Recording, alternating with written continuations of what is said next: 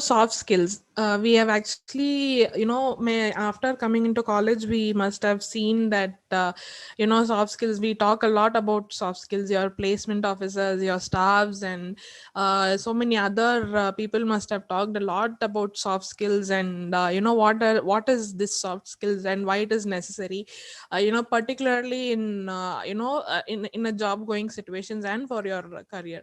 So we'll start with that.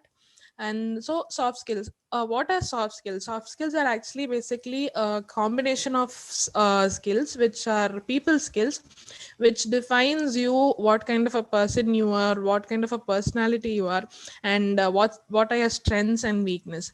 So about soft skills, it is that only. So it is very important to learn soft skills, because in order to be a part of something, you must have certain skills. Like, you can be alone and you can do many things also, but in order to be a part of an organization or to work with people or to grow personally itself, you have to have these soft skills. So soft skills are basically, there are this combination of skill sets are leadership skills, adaptability, your communication skills, event management, and decision making, negotiation. There are actually a lot of soft skills, and according to that only, we'll proceed with the sessions. And in the upcoming sessions also, we'll see how, the training part of the soft skills, we'll get into that later.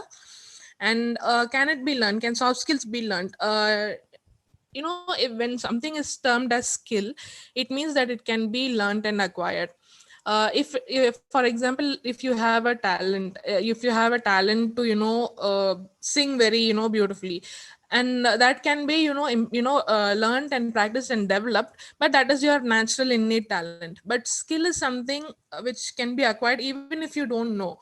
It can be learned consciously and practiced consciously, and it can be learned. So why are companies looking for people with good soft skills? you know uh, because they don't know anything about you. For the first reason, they don't know who you are as a person. They don't know they don't know what are your strengths and weaknesses. Your resume doesn't speak for you as a, it does speak for you, just to get an entry ticket for you in the interview. But after that, what speaks for you is your soft skills. For that, companies actually seek, they need to actually know you as a person, without you telling them. So soft skills are actually these hidden qualities which show what kind of a person you are. And soft skills, and there's actually two set of skills which are very important for life. So one is soft skills and the other one is life skills. So actually both will help you. You can actually even Google set of life skills, defined by who. If you have that 10 life skills means, there is a very good probability that you will have a chance at a bigger growth opportunity in your personal life and in your career. So please do look into that, and we'll get into that in the coming sessions. So leadership, when I talk, this is one of my favorite topics. And leadership, I can go on and on and on about leadership. But the biggest misconception about leadership is that people think, if you are coming in front of a group of people, and if you tell them to do certain things, or order them, or command them, or get the work done, the basic term which people use is, leader is someone who gets the work done. But actually, it is a very big misconception regarding leadership, because leadership is something that it doesn't, it actually doesn't, you need not go in front of people and show or raise your voice and command people to be a good leader. That I guess is a manager's work. Manager's role is different and a leader's role is different. But a leader is someone who actually listens to people, who creates more leaders like him or her. And a leader is someone who sees the good in people, and brings them out of their comfort zone, gives them courage to do whatever they want to do. That kind of a person is only called a leader. So ABCs of leadership, what are the ABCs of leadership? for a person to become a good leader, the leader must actually be accountable and responsible. So accountable for him, accountable to himself first, and then accountable to other people. So let's say you're managing a group of people, and you are given a particular task or something like that. Or there is a problem. So how will you handle that particular problem? In that particular situation only the leadership quality comes in place. So you have to be accountable to yourself. You have to be true and honest first to yourself. Have you done what needs to be done?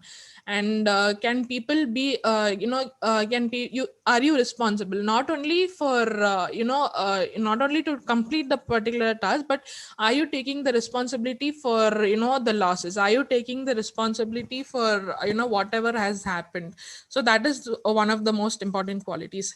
Then bravery, not as in coming not to wear a very good knight shining armor, not that kind of a bravery, but the bravery and courage to stand up to or voice out your opinions, and whatever you're thinking.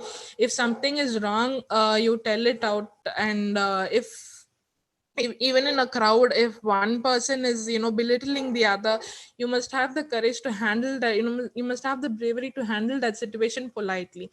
So bravery in that sense. And the third most important skill which a leader can have is communication. So communication, as people think that communication is only about talking. It is not actually. It is about listening. So communication is very important because a leader has to listen to whatever everybody says, and then communicate whatever he's saying properly. And that makes a good leader, according to me. And leadership is actually not a title. People think that if you're a manager, or if you're a let's say if you're a minister, or if you're in school days we used to say class leader, but leadership is actually not a title. You need not have a title. If you have that leadership quality, you will not sit and wait for everybody to give you a title saying that you are a leader. It is a behavior. People naturally tend to be attracted to you. People naturally tend to listen to what you say. If you have those qualities, it means that you have leadership skills, and this skill also can be learned and developed and mastered. So let's come to communication skills. So communication, when people talk about communication, we generally talk about English language, or particular language. Like you should be fluent in communication. You should make the other person understand. Of course you should make the other person understand, but the important thing about communication is, whatever you're trying to say, the other person must be able to understand. The other person must be able to comprehend what you're saying. So if you have done that successfully by any means, even without using your words, it means that you are a good communicator. You are strong in communication. So that we often tend to concentrate more on, especially students and in colleges, we tend to concentrate more on grammar and English, and it is important. Of course it is important. You need to know all that, but as such the important thing is to not it is not to say anything fancy. The important thing is to deliver the information properly, and to see what kind of a crowd you're talking to. And according to that, for example, if I sit in if I'm a Tamilian, and if I go to Malayalam some community function, and they talk in Malayalam, I can't understand, right? And similarly, if they come over here and I talk in Tamil or Tamil, they might not understand. So the common thing which the crowd, what kind of a crowd am I talking to? If I'm talking to a group of professionals, how should I talk? And if I'm talking to a group of students, how should I talk? That makes the difference. That makes you a good communicator. So I think it is very important to to deliver the message better. So that is most important. So why is communication important? So as I said, it is very important that when you go into jobs, or in the career aspect, why is communication so important?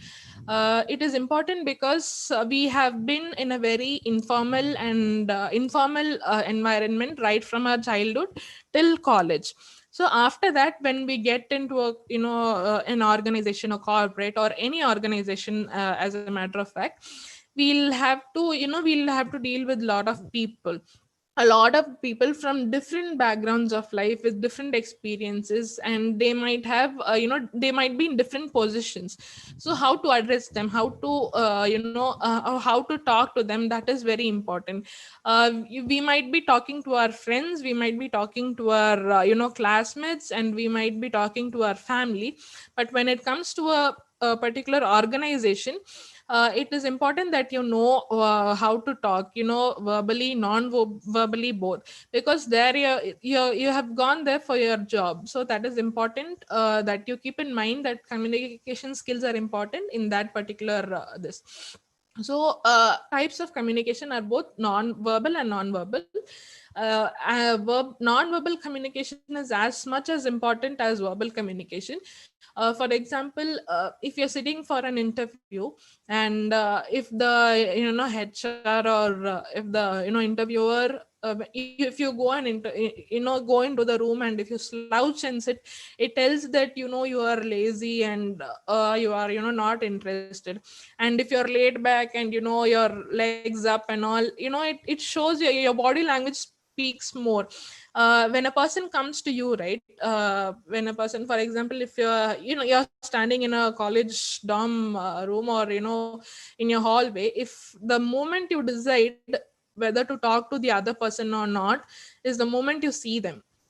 If that particular person is coming to you with a pleasant smile, and if they are if they are telling that if they are if they are very pleasant to you, and if they are very if they are very hospitable, you'll want to talk to them. But on the other hand, if that person who's coming to you, and who wants to talk to is very rude, or you don't feel comfortable talking to them, you won't talk to them, right? So that is how important non-verbal communication is. The impression which the other person creates in your mind is very important.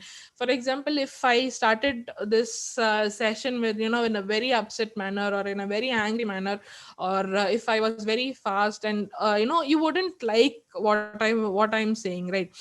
So that is very important to create the first best impression. That is why in placement trainings and all, we see a lot about in group discussions and all, how to sit itself. We actually that we tend to tell how to sit, and don't fidget much, and all these small things, actually they are messengers of what you're thinking, and what kind of person are you.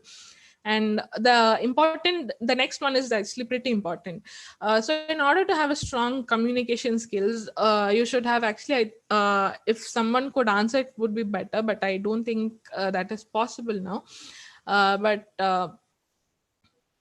So in order to have good communication skills, you should have good listening skills first.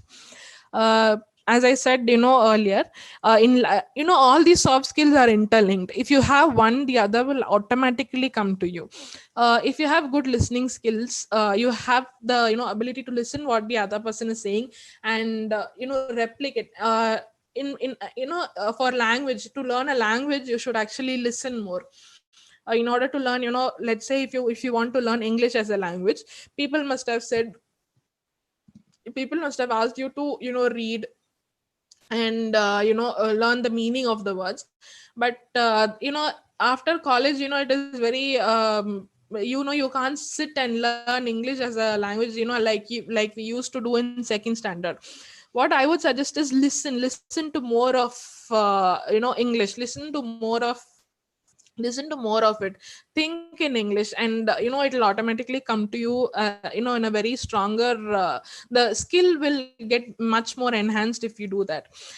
So listening skills is one of the most important skills for to develop communication skills. The next one is adaptability, listening, and interpersonal skills. So adaptability, because as I said, you'll be going into a new environment, and you'll be no particular HR or the organization doesn't want you to be pro in your technical skills. They might want you to know the basics at least, but after that they know that they'll provide a particular training, and you can sharpen your skills later on also. But the adaptability is very much important, because you'll be going into a new environment, and people might be teaching you different skills, and you'll be put into different teams. Not you'll not be in the same team for a long time.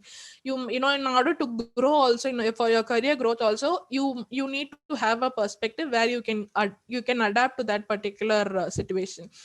And for example, this current scenario in COVID times also, it was very difficult when we used to when I was at my internship that time. So we used to actually go to the office, and I had to collect a lot of data. But when COVID started, that mode actually changed. You can't go and see the other person face to face, so you had to actually adapt of sitting in front of a laptop and using all this. You're learning to use all the platforms is very important. This is a very small thing, but it shows that you can adapt easily to another situation. And people like that are actually thriving now. And listening, as I said, we actually saw about this, that both for leadership and communication, listening skills is very important. And not only listening, you actually have to observe a lot of things which are underlying. And interpersonal skills, because as I said, we must have been tuned to be in an informal situation. And when it comes to a very formal or professional organization, it is very important that you learn to actually gel with people in a very different manner. To learn to be a team player is very important. In interpersonal skills means having the ability to go and talk to people in a very, like, understanding them, and maintaining a good rapport with them. Or if, for example, if you are actually talking to a very new person, and not just saying hi bye and just getting off that, but going and talking to them and maintaining a rapport, it helps you build a very good relationship in your organization. The next one is also very important, and one of my favorites, because uh, people tend to think that having IQ and is more important, but EQ is as important as IQ, and I guess it is actually more important. And this is something called as social and emotional intelligence. So EQ is actually emotional quotient.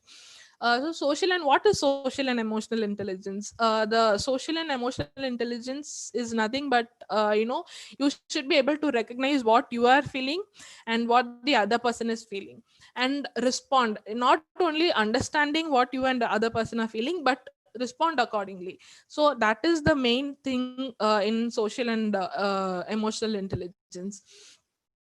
It is very important, because it shows how you handle stress. It shows how you handle conflicts. It shows how, if in a very stressful situation, and if you're given a lot of tasks, and even if you're not able to do your job, it sometimes, you can't always be a player A always. But if in sometimes, if even if you're not able to do your job, how are you handling that? That is very important. And how are you handling that with the other teammates and managers? So it shows it shows actually your strength. I guess among all, this is a very biggest strength.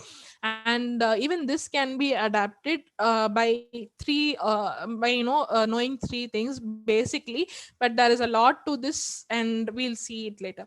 So we'll talk about self awareness first. In order to have a good emotional quotient, you should be aware of yourself. Not only aware, but know what you're feeling, knowing what your thoughts are, and how it is influencing you and impacting you to do your daily work.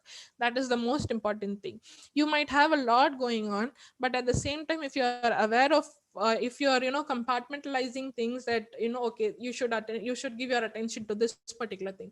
Okay, you should not get emotional at this situation, you should handle this situation in a better manner. That awareness can lead you places, I'm telling you. And the next one is reaction versus response.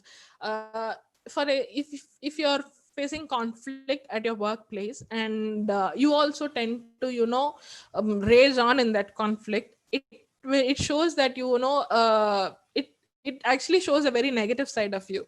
But if you handle that situation in a very calm and a very logical manner, it shows that you can handle even much bigger things than this. So it is very very important to actually learn to respond and not react. Think before you speak. From childhood, we have been taught by our parents and grandparents that you should think before you speak. But that is what response is. You should actually stop and pause for a second and know what you're about to say. And comprehension is very important at this particular place. What kind of a situation are you dealing with? Are you comprehending it well? Or what the other person is saying, are you understanding it well? And according to that, you responding. So that is important. And empathy, I can't talk I can't say how important this is, because having empathy and putting yourself in, as the famous phrase says, putting yourself self in others shoes. So empathy means to actually basically understand, and understand what the other person is going through, and reacting according to that. That is empathy, and it is one of the strongest skill which can be learned. You just have to not see things from your perspective but from theirs also. And this has helped me a lot. And empathy, just analyze, after talking about all these things, the next sir will cover, obviously. And the the skills which I spoke, you have to after this, what you have to do is you have to actually sit and analyze how strong are you in all these, or how how what you should do to develop. We'll actually talk more about what you should do to develop in the upcoming sessions. And the social and emotional intelligence is actually very important, and this will come. This might seem that you have to put a lot of mental work into it. No, it is actually not like that. But you actually, the first step, if you follow these three steps, you can see changes, a lot of changes.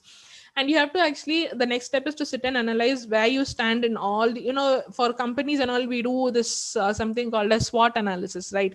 So do a SWOT analysis for yourself. Do what, learn, and sit in a very quiet place, and learn more about yourself.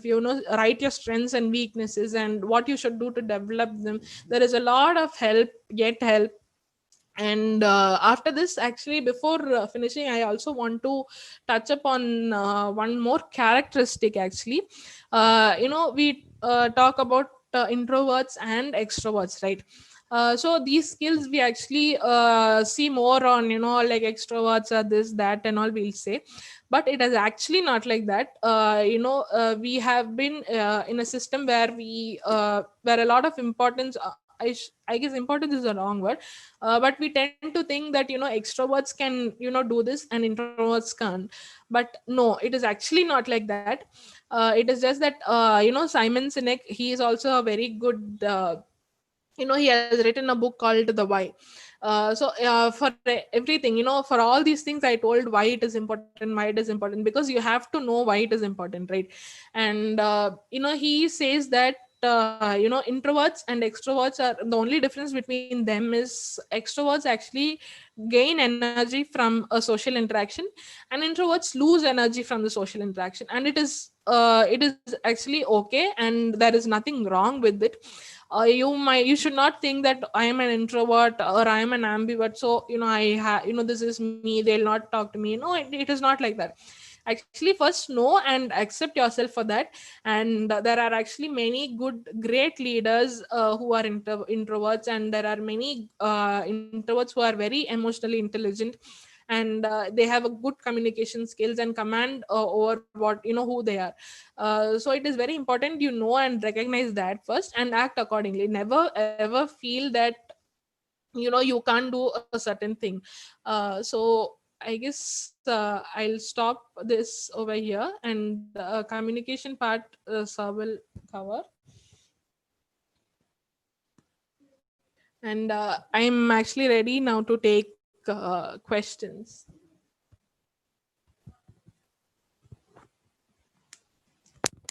Hello, Sukita, can you hear me?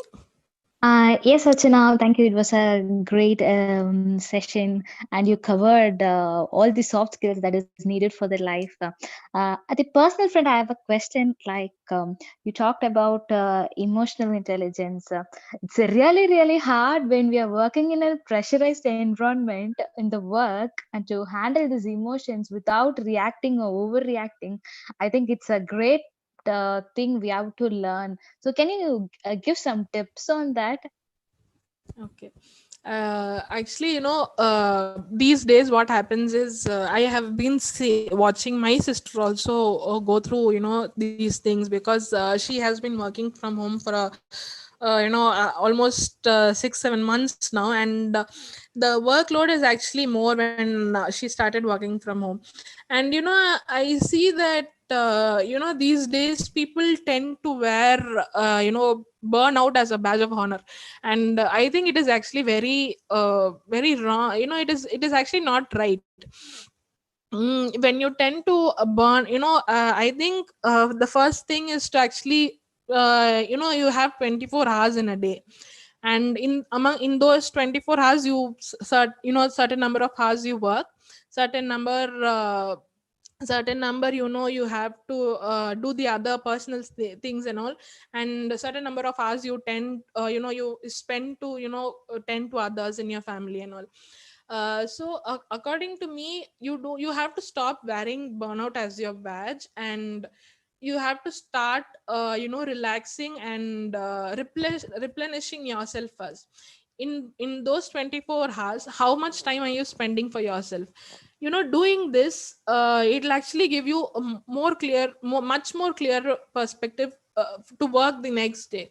And I think that is one thing which you could do, spending not too much of time, but at least spending some time for your workout and all. And giving a stressful situation, as I told, you have to learn to compartmentalize. That is, if you are given a lot of tasks and to complete before a certain deadline, I think the most important, it is called as actually there is something called as 4 box rule. So in this 4 box rule, you have to compartmentalize. The first thing is actually trash.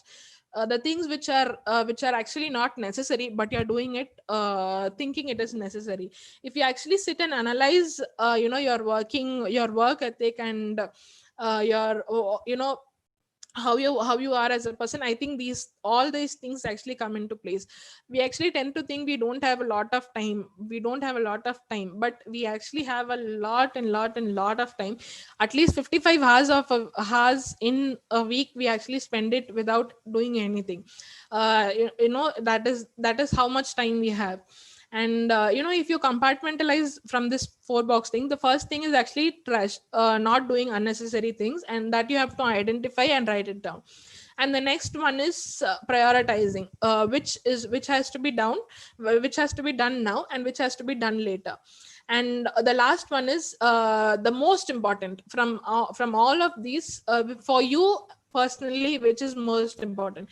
If you follow this 4 box method, I think that can be minimized. And I hope I have answered your question, and I guess there are a few more questions in the chat box also. Yes, exactly. Thank you. I'll try to work on it. Okay, we have a question from Alicia. She's asking how to develop or increase communication skills. Okay. Actually, as I said, in order to communication skills, pay attention to both your verbal and non-verbal skills. And if you're asking particularly how to develop, as a language, if for example, are you asking for how to develop talking more in English, Alicia?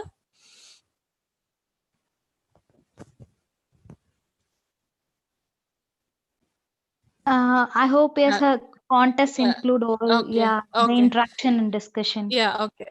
Yeah. I think the one of the very very good, see, I will actually not touch upon English right now. Say you are going to a new city, and you're currently in oh, okay. Oh, John sir is there. Okay. So if you're currently in Chennai, and if you're going to, if you're transferred to Mumbai, let's say, and if how will you learn that particular language, in a new city, right? But you have got your dream job over there, and uh, you know you have you have worked for a long time to get that dream job, and here language is a very big barrier, right? So I think the most important and the most easiest way to learn a language is practice it daily from the locals who speak it, and listening more of it and understanding what it means. These three things are very much important. The grammar and other things come later. You can eventually learn that.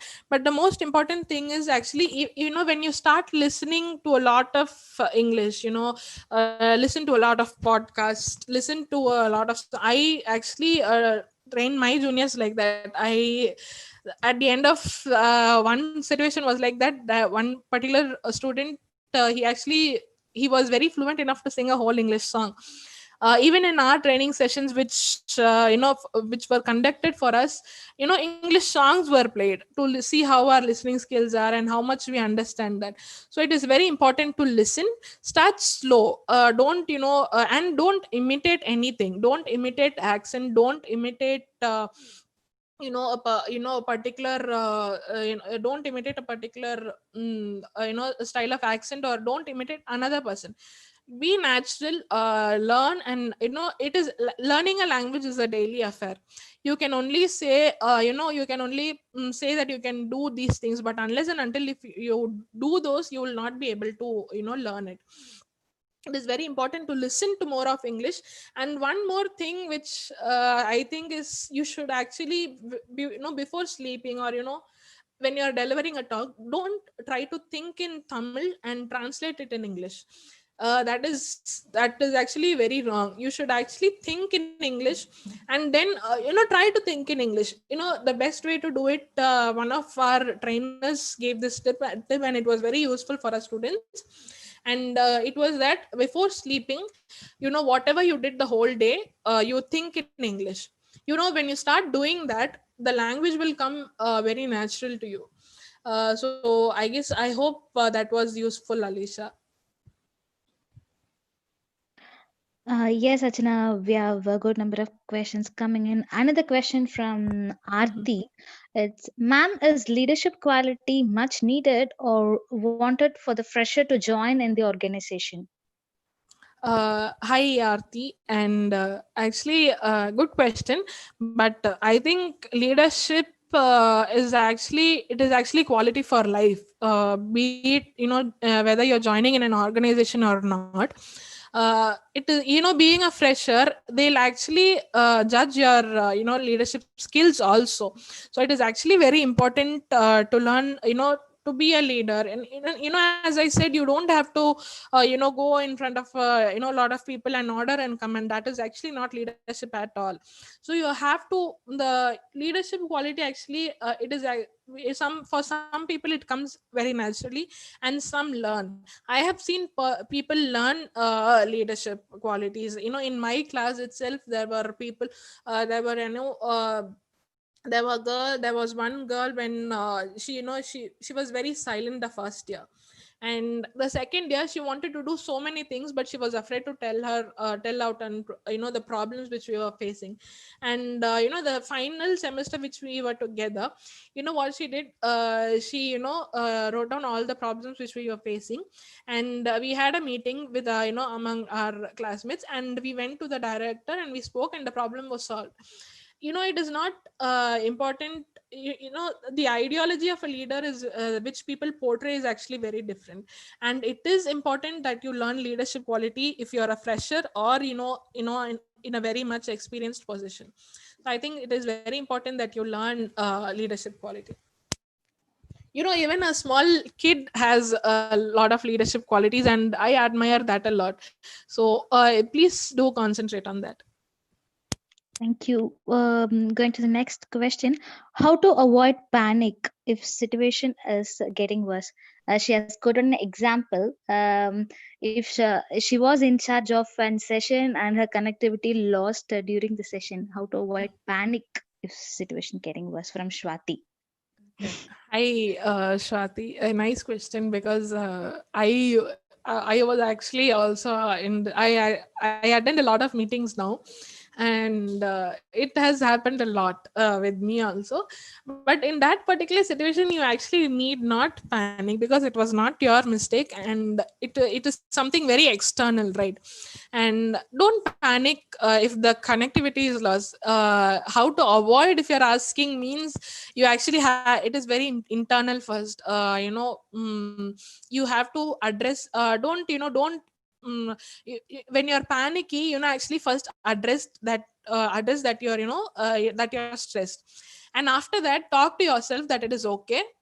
It is very there is actually a book called What to Say When You Talk to Yourself, and it is a very beautiful book. Please do read it.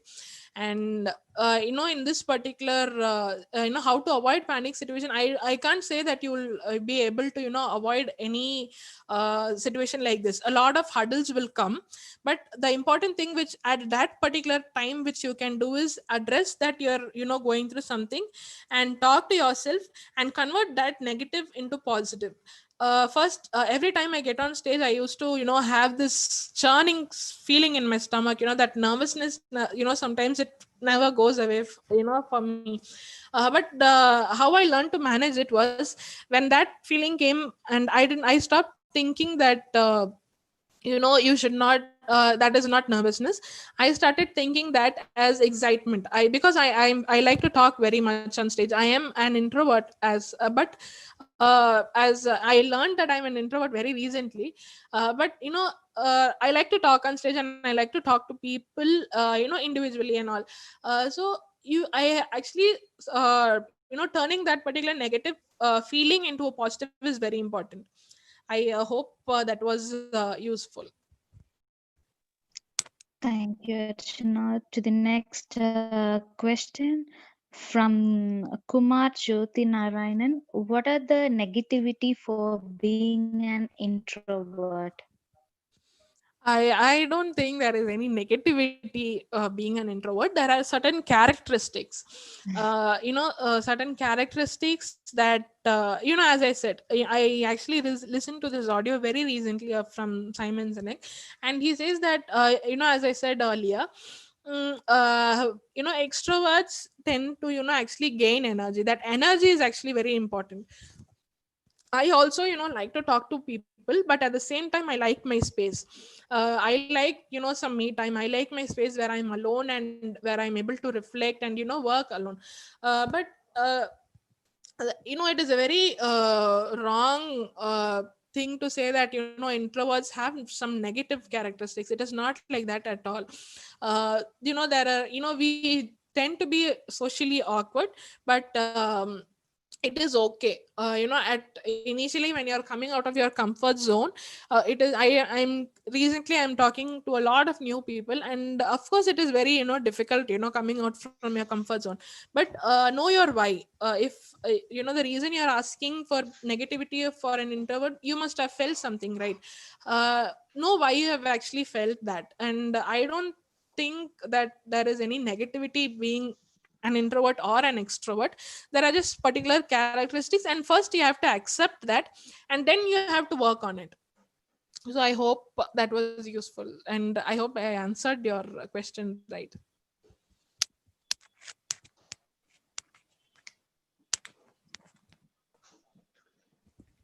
Fine. Yes. The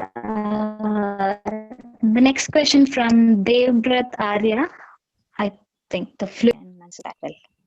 Hmm. Language skills. Language skills.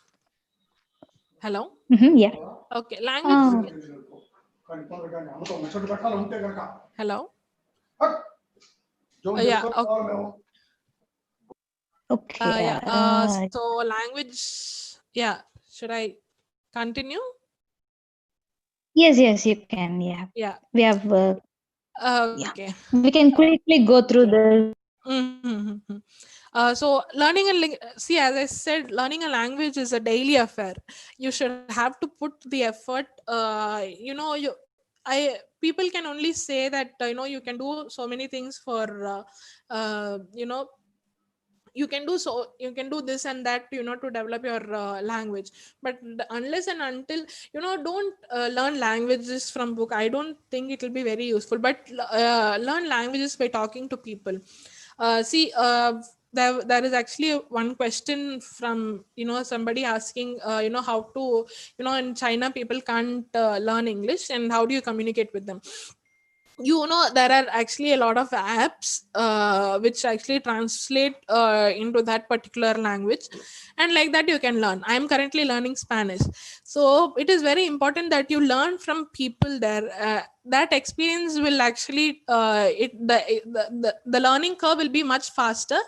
And you have to learn and the basic for example, English. People say that in order to talk in very good English, you have to know 60 words, the basic 60 words, and you can master English.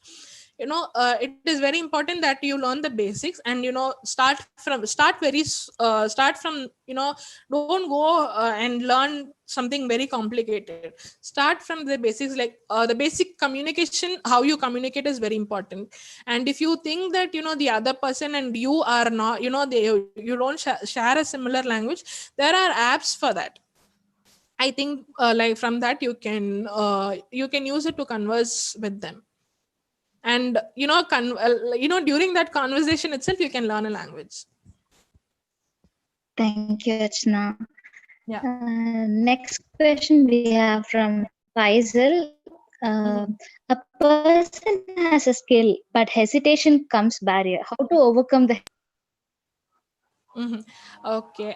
So hi, Faisal. Thank you for the question. And see, you are hesitating. Why? Why are you hesitating? Is the first most important thing. If you are scared that people might think something about something about you, then I think that you don't have to be hesitated.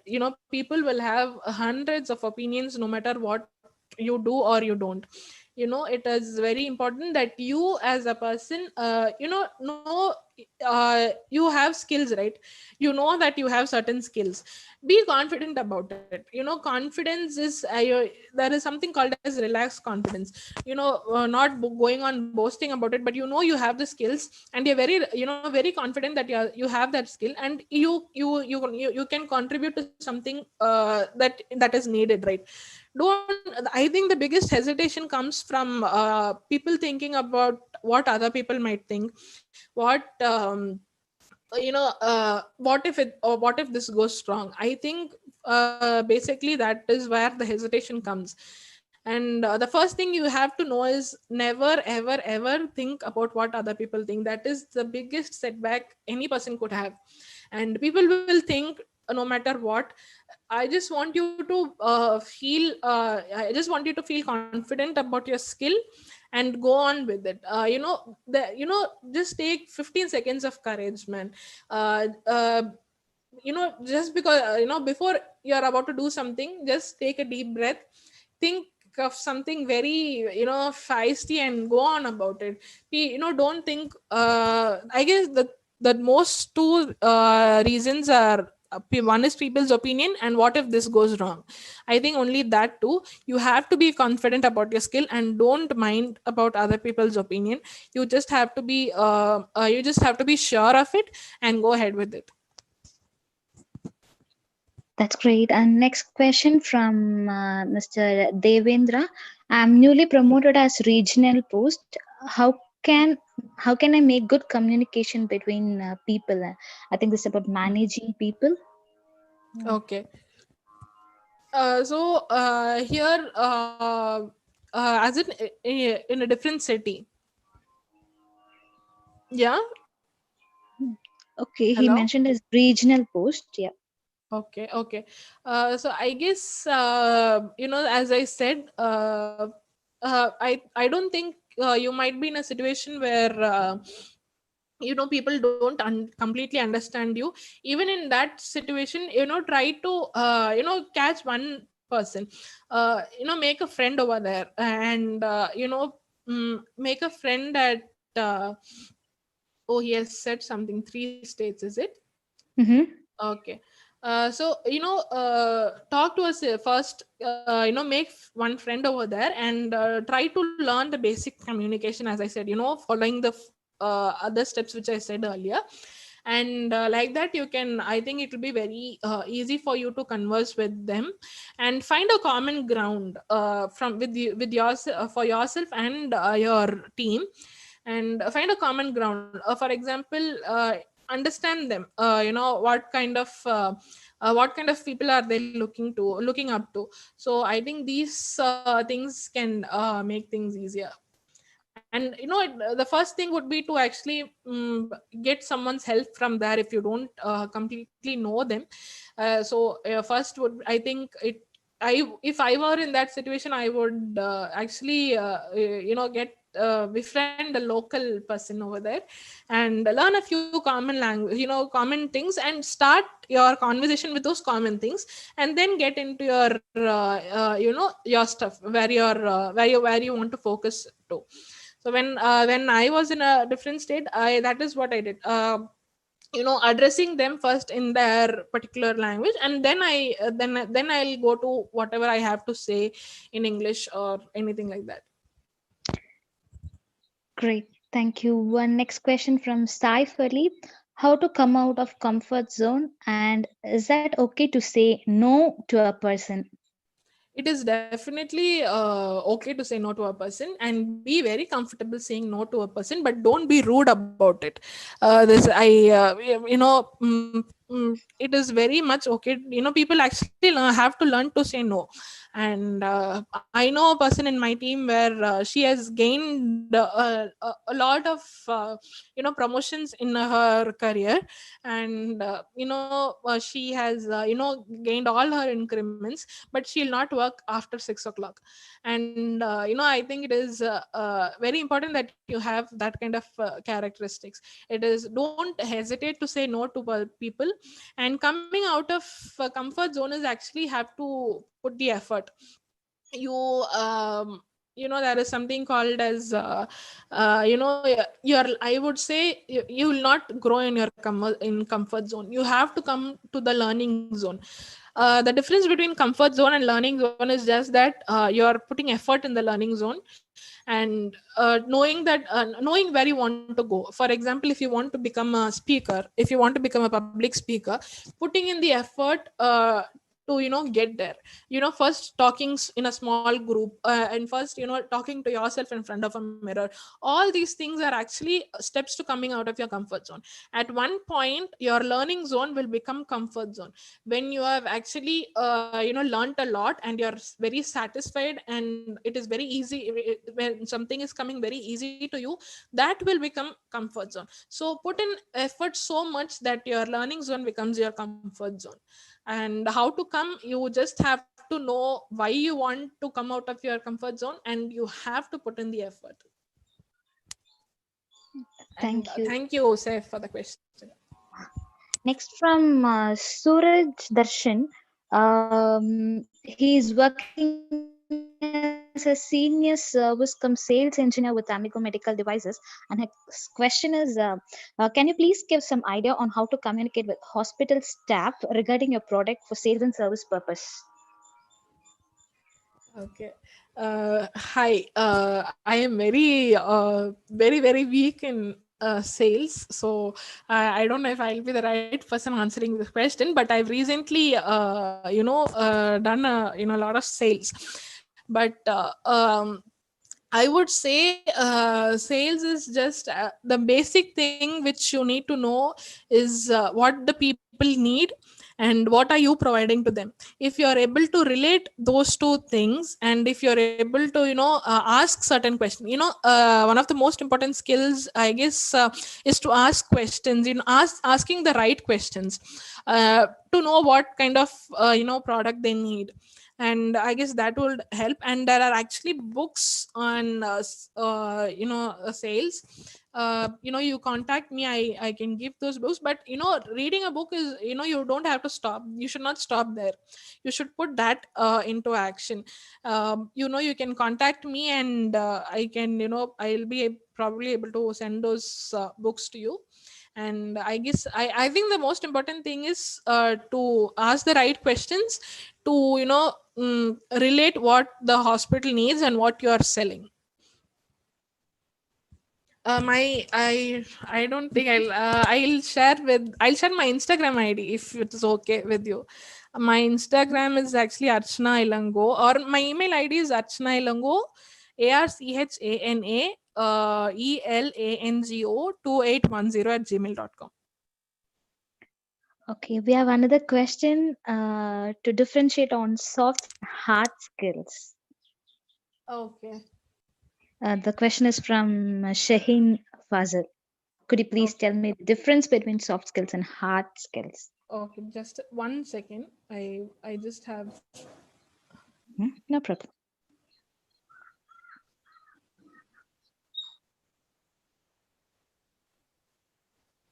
Okay. Hello. Sorry about that. No Yeah. issues. Sorry. The difference between. See, soft skills are actually very intangible. Hard skills you can see. Reading and writing something. Hello. Can you hear me? Skills and hard skills. Okay. You are asking the difference between soft skills and hard skills, right? Hello. Mhm. Okay. So Yes, Rachna. actually, soft Yeah, can skills you are hear us? intangible. Yeah, I can hear you. Soft skills are something which is intangible, and hard skills, writing and reading. People can see what you're doing, but soft skills are not like that. When you say leadership, it comes from it. It is not tangible. Leadership is actually not tangible, right? It is a quality which you have to show.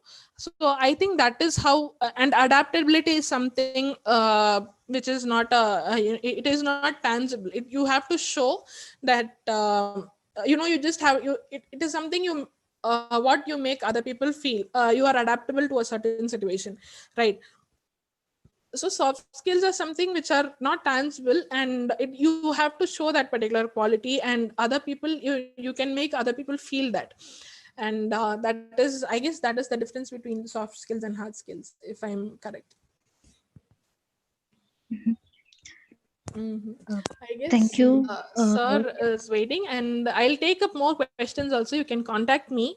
My Okay. email ID is Archana. I'll ask Sugita to put it in the chat box, and I Yeah, have sure. yeah, and you can also contact. I'm in my Instagram ID also. It was a public ID only, so you can contact me there, or in my through my email ID. So thank you. I hope Thank you, that Archana. was useful. Yes, if time permits, when Sir finishes, we'll go through the questions along with this. Sir, he can also take us through. That's nice. Definitely, Thank you so definitely. much.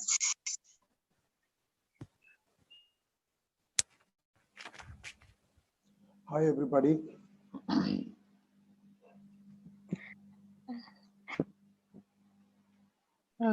Nikhil, are you there? Just Yeah, just a second, please. madam. Just a second. Just a second. Yeah. Okay, that's fine. Thank you. Um,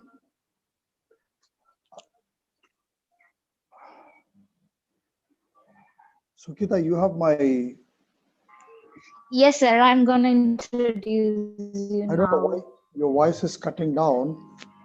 It's breaking. Hello. Am I audible? Yeah, you're audible, but I think the signal is weak. Hello. Yeah. Are you able to hear me? Okay. No, you are on mute.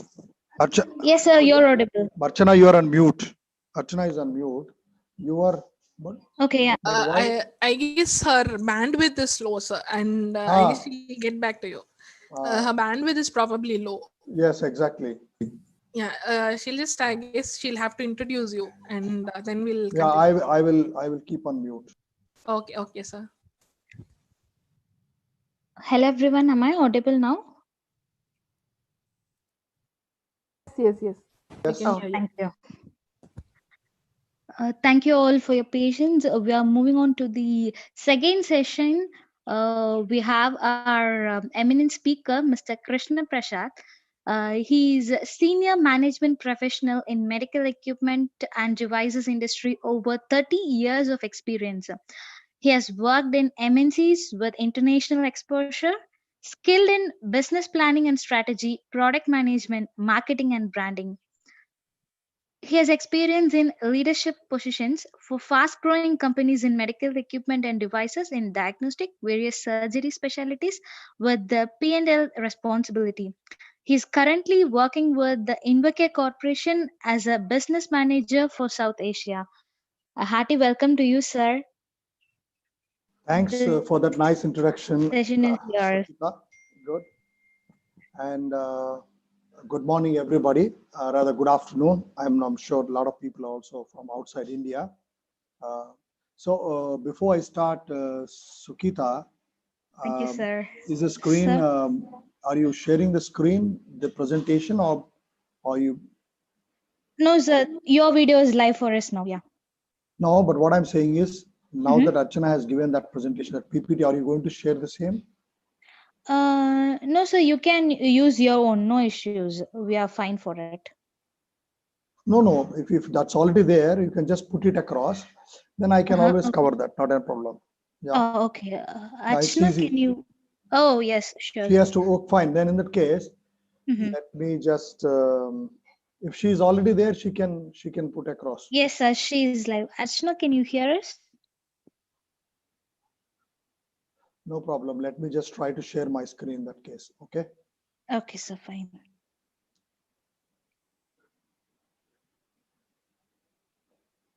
Share screen.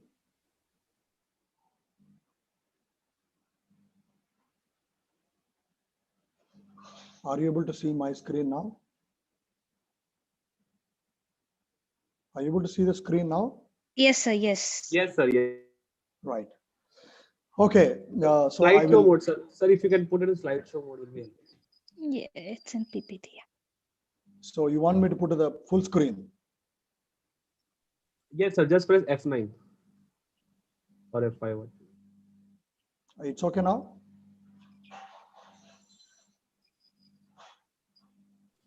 No, not yet, sir. It is in PPT mode only. So just show in the slideshow mode. Just click there. No?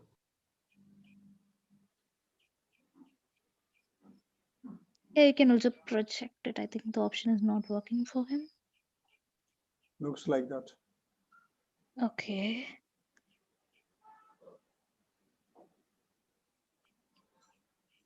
So it's in slideshow only. Basically, it's a slideshow. So how about now? It's still Hello. the same, sir. You are not able to see anything. We are able to see your PPT. It's in a PPT format, not in a slideshow format. It's not projected yet. Okay. Okay, I think Nikhil is doing it. Is it okay now? Ah, yes, sir. Fine. Good. I don't know Now it's what okay, sir. happened. I don't Okay, no know, problem. because you have to give actually share the screen with me, na? That's why it Ah, will come. Okay, fine, guys. I think the first part, the basic soft skills. I think a lot of things I've been listening. So I think all the participants are at least clear now what is a soft skill and a difference between a soft skill and hard skill, right? Okay. The basic soft skills. The first thing is the communication. Communication, I think, is not just talking. How do you communicate with people? Okay, when we talk about communication, there are different kinds of communications. One is written communication, that's oral communication, verbal communication, non-verbal communication. So when we talk about communication, how do you communicate to the people? These days we are living in a digital world, right? So earlier when people talk about communication or talking, it was just talking or interacting with people, discussing with people. Eventually it has been evolved into a communication process. Today we talk about when we talk about oral communication, it is just talking, and rest is all right. Written communication is earlier people used to have the inter-office memos in communicating with people. Then now we have moved into the electronic era with electronic mails, that's emails. Then we have the digital thing on the phone, on WhatsApp, different kinds of social media, social platforms. We are talking about communication. So communication, my dear friends, plays a vital role in the soft skill part. How do you portray yourself? How do you project yourself? Like I just heard Achana was talking. Somebody asked, I don't know how to communicate. I have that problem of, you know, I can't communicate with people in the group. I get that feeling that I have the language, but I can't speak to people. I have that feeling inside. Or somebody asked that, how do I communicate to people? I'm a sales guy. I want to go and talk to a customer. It could be a doctor or anybody in the hospital. How do you communicate? How do I speak up?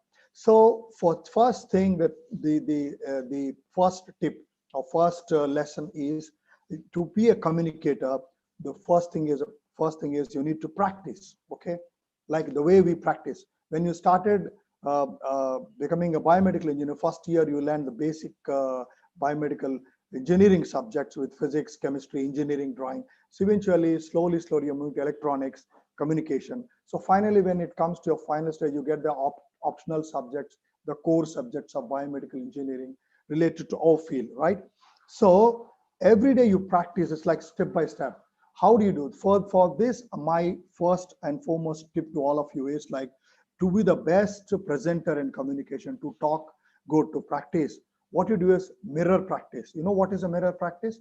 Mirror practice is nothing but standing in front of a mirror, looking at yourself, and see how you, when you're talking to people, start in front of a mirror and see yourself there and start behaving like you're talking to somebody. Start something speaking, spontaneously, and look at yourself, how you are behaving, how is your head movement, how is your body, how are your eye contact, how are your entire body movement. All that you watch, when you start practicing this, it will give you a lot of confidence. Because when you go to people, okay, when you move outside to a new person, you always have that feeling of that nostalgia of, I can't speak. That's called, there is something kind which is struck up in your stomach. That's called, we call as butterflies. The butterflies is that kind of some kind of a tension you create in that stomach, that you get that feeling, the pressure that I can't speak to somebody. You have that feeling. So to get that out, you have to practice and do it every day. Okay, everyday practice. The other thing is watch. Nowadays you're watching so many programs on TV, internet, especially the computer. Watch some good English programs. The best program would be, I suggest all of you look at an English channel. It could be any English news channel, NDTV, or Star TV English channels, our own local English channels. Read, see the news, listen to the news, how the presenters, how the news readers present the news. Okay, just watch them 5 minutes, 10 minutes a day, and try to acquire new jargons, new things, any new spellings, new words you make out, write to them, and write them on the paper. Look for the dictionary, try to practice that, and read newspapers, English newspapers especially. Okay, everybody is confident in your own mother language, but when it comes to your own mother English, you have this problem. So Every day I suggest read the English paper, okay?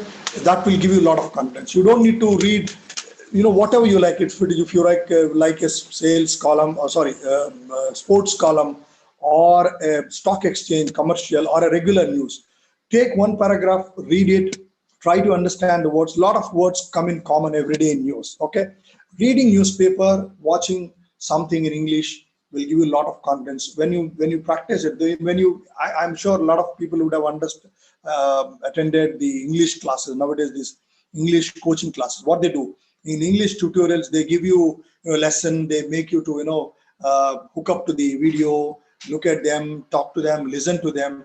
Okay, then you practice it. So when you practice reading, listening, reading, listener, that's why it's written as better listener. Listening skills are always important. Okay, it will give you a lot of confidence. Okay, so for listening, again, what I say is, there is always one sentence I say: learn to listen, listen to learn.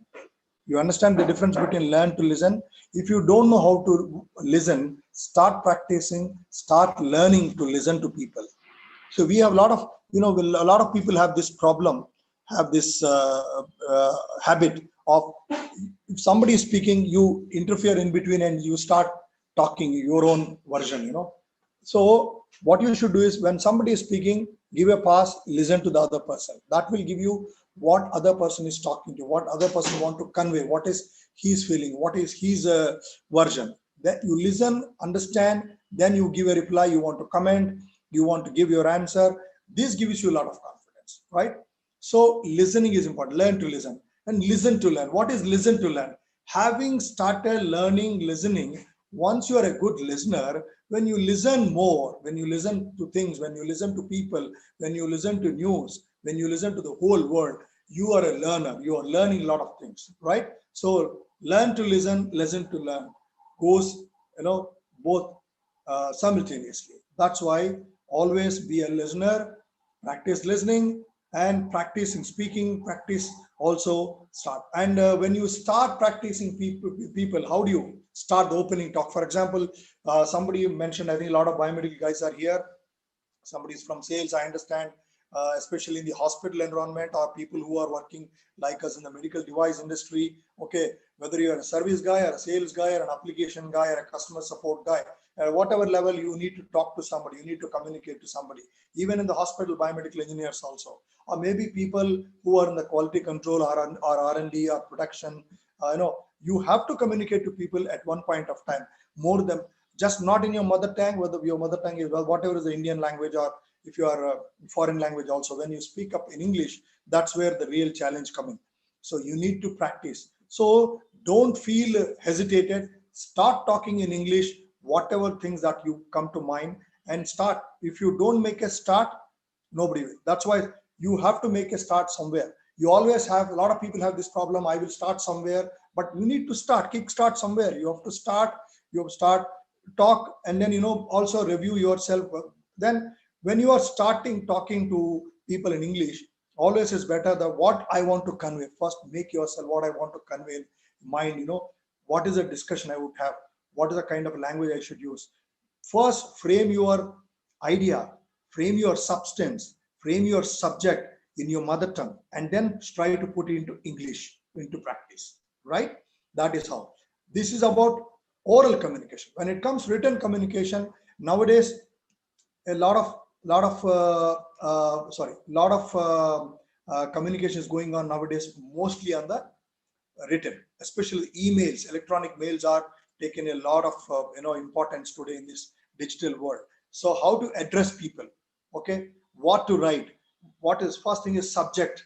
Put a subject to what the subject matter is. Okay, subject. Then also what you want to write. First, frame your words. Okay, frame is, type a rough message, read it, and then you check it correctly before you release it. If you're not confident something is important message, okay, if it's not urgent, just don't shoot up the mail and send. Put it, write it, and put it, save it, and put it in a drafts column. And whenever you have time, go back, refer to that, or take some senior people or your colleagues' advice, your friends' advice, your family advice, who are better educated, who are senior to you, who are experienced, who can advise you friendly, add to that, then this is how you start practicing it. Okay, you have to make a start, my dear friends. Okay, and then improve your body language and eye contact. The body language is very important. What is body language? Body language is nothing but non-verbal communication. Non-verbal is like you say, people, I could read your mind. I'm able to see your feelings. Okay, I can see from your eyes, or I can feel from your body that you're not comfortable. These kind of comments people make. What does it mean? When you don't talk, your body, your entire body communication or your eye contact, it will convey what you want to have, what is in your mind, what is on your mind, what are you actually feeling. Okay, so that is why improve your body language. What is improve body language? Just an example. For example, when you're going for an interview, okay, when you're going for an interview, uh, you're going and sitting opposite the person who is doing a interview, the interviewer who is doing the interview with you. So how do you sit across straight? Okay, make yourself comfortable, sit in a very comfortable position. Suppose you're carrying your file or papers, where to keep your papers on the table if there is a table. Okay, if there is no table, how do you keep yourself with yourself? Suppose you have a mobile phone, you have the gadgets, you have to keep it on the table, for example, if it's important, or you're keeping some. So all these things, make your posture, your body posture, your position is important. This is one thing. The body language is when somebody is talking to you. For example, hello, good morning, how are you? You say good morning, how are you? Right? The body language should show that you are comfortable. When you are not talking, when the body language is showing that what you are saying, but what your body shows are not in sync, not in synchronization, the other person, okay, the person whom you are sending the communication will be able to understand. So improve your body language means understand what I am speaking, my body is also strengthened. Now, for example, I say, the interviewer says, my dear friend, you are selected for this job, when can you join me? When can you join in the company? Let's say, then you say, thank you, sir, very much. Thanks for this offer. I would like to join at the earliest possible, sir. So when you're talking, the language is showing you're showing that kind of happiness in your face, the small smile, and at the same time, the body is also comfortable. But for example, you say, I will join, sir. No problem, sir. I thank you very much, sir. See, how is this? Your language is showing that positive, but your body is not really cooperating with you. This is where you need to improve your body language. Eye contact. What is eye contact? Looking into the people. Okay. What is eye contact? When you're talking to somebody, okay, some people have this habit. The other person is standing or sitting in front of you. You're talking to, but you're looking at somewhere here and there. Okay. It's like, commenting. That's called verbose communication, right? So always when talk to people, look into the eye. Eye contact is important. Why this eye contact is important? When you make an eye contact with people are observing you. People also understand that what you are communicating, what you are trying to say is serious, you mean it, you are involved in it, and then you definitely are very, very, genuine in your communication, the sincere in your communication. So eye contact. Some people have this habit because they say, I can't see through your eyes. I feel some kind of embarrassment.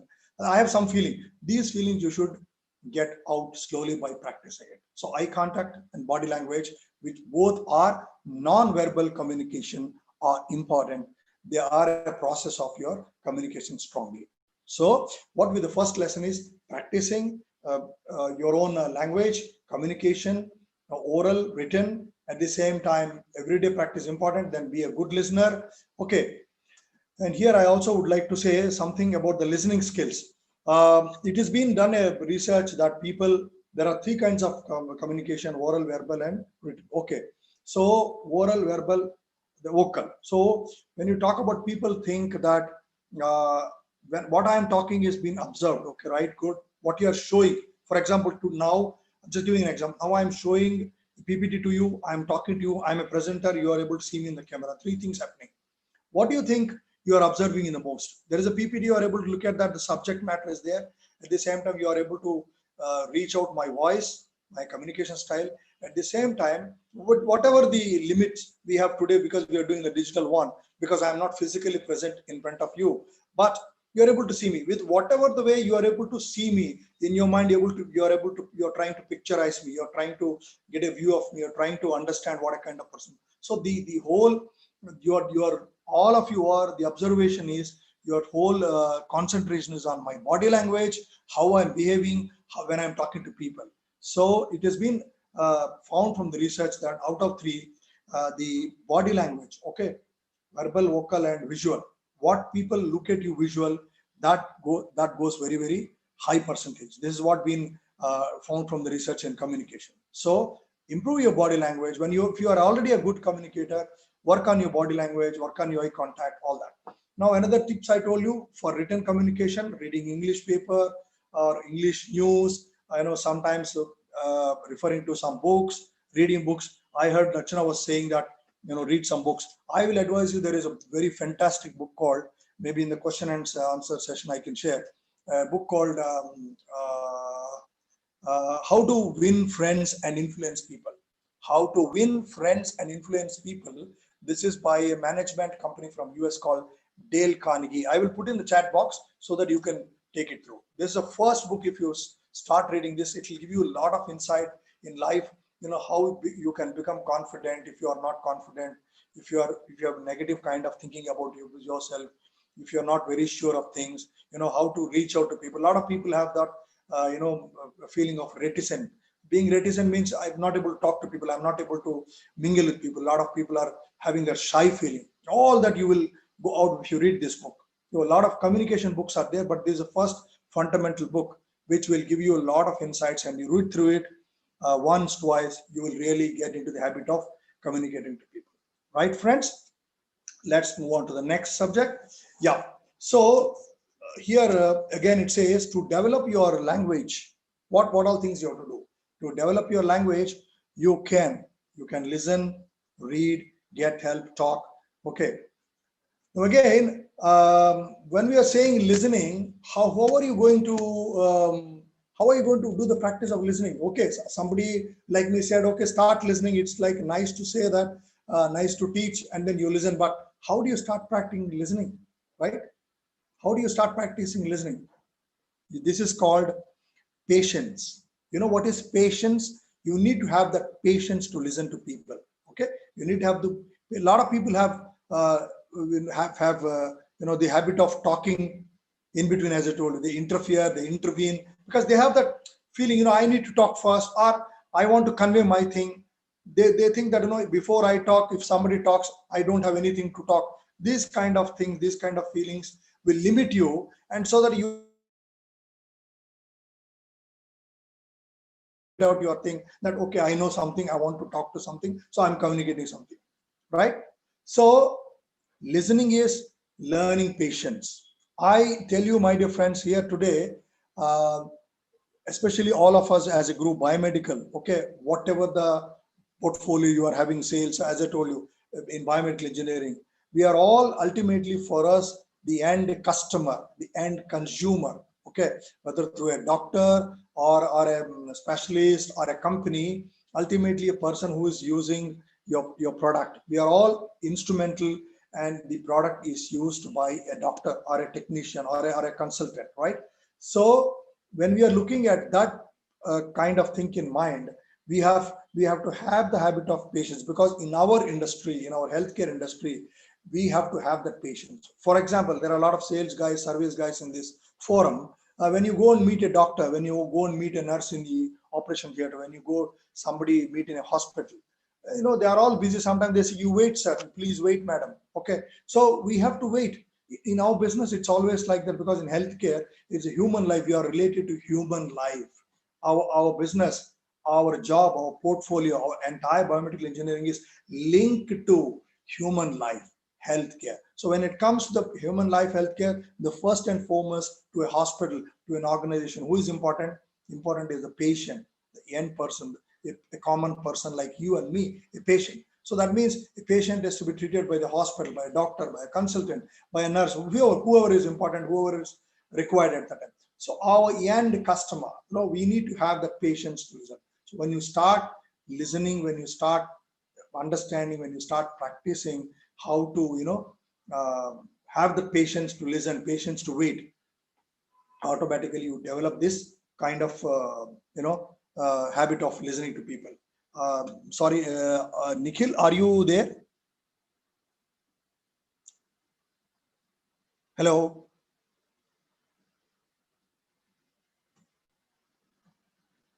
Sukita. Yes, Hello, sir. Sukita. Can you just ask Nikhil Mm-hmm. to stop? Just what you call minimize the screen, or I would like to show something else. Yes, sir. Sure. Okay. Because one more, okay, no problem. I am able to do it. Don't worry. Okay, I am Okay. able to Okay. do it. Okay. Fine. I thought Okay. probably he has a control. He left it. No Mm-hmm. problem. So, my dear friends, how do you? I will give some tips for listening. Okay, as I told you, total communication process, the levels of communication, verbal, non-verbal. So, um,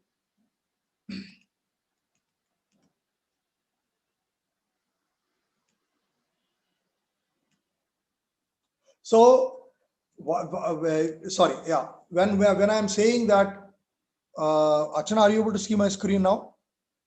Sorry, Sukita, you're able to Yes, see sir. which one? Which one are you seeing It's here? it's in presentation, sir. But which one? The same slide what I showed earlier? Yes, sir. Yeah, it's still in the same. Okay, no issue, right? So I will give my friends the listening skills, how to improve. Some tips I'll give you. First thing is, when you want to listen somebody, your mind should not be preoccupied. Okay, you have your mind open first. For example, you go for a lecture or you go for a movie. Okay, you're watching a movie, but at the same time something is in your mind. You're thinking about your home, or you're thinking about your college, you're thinking about family, or you're thinking about something happened in the morning. So your mind is preoccupied. Then you are not able to concentrate here. Focus on what is happening in front of you. So keep your mind open. Don't have any thoughts. Just listen. For example, you go and attending a lecture like this, you have to focus everything onto the speaker, onto the audience, what's happening around. So then you are able to listen to people, gather information. That's why we say be open minded. Okay, what is open minded? Don't have anything inhibitions or some perceived ideas, perceived conceptions in your mind that no, okay, this movie is not going to be good, this lecture is not going to be good, I know it is like this only. No, just think open minded. Let me learn what is that today. I'm watching a movie. I've come to watch a movie. Let me see what is this movie. Let me enjoy the movie. These 2-3 hours like that. Okay. Then interruptions. For example, nowadays with the digital world, sorry to say, but these mobile phones have really become a problem. Sometimes get a WhatsApp message, you get a call, so many things. You are getting a lot of interruptions. It happens in our daily life. So as far as possible, for example, like you think that you are attending a conference, you are attending a meeting, you are watching a movie, you are looking at a TV program, you want to involve into that, you want to totally immerse into that. Then what you should do is you know minimize your interruptions. What you should do is, suppose you have a mobile phone, if you can't switch off, put in the vibration mode or something like that, right? So minimizing interruptions will also help you. Second thing is, when you are saying listening, effective listening is hearing. Okay, what is meant by listening and hearing? People might ask a question, sir. Hearing, hearing in English, is also listening in our mother tongue, whatever is your mother tongue. Listening is also a mother tongue. Sorry, listening is also a listening. What is the two words difference? Hearing, listening, both are same, both are different. A lot of people have this. Hearing is what? Listening is what? Hearing is just hearing whatever, whatever you are able to see through, whatever is you are able to, it is coming to the reaching your ears, and you are taking it. You like it, you take it, you listen, you understand, you apply. Okay, start thinking. Or you don't like it, leave it. Hearing is just like a passive thing. It's not. Listening is with a purpose.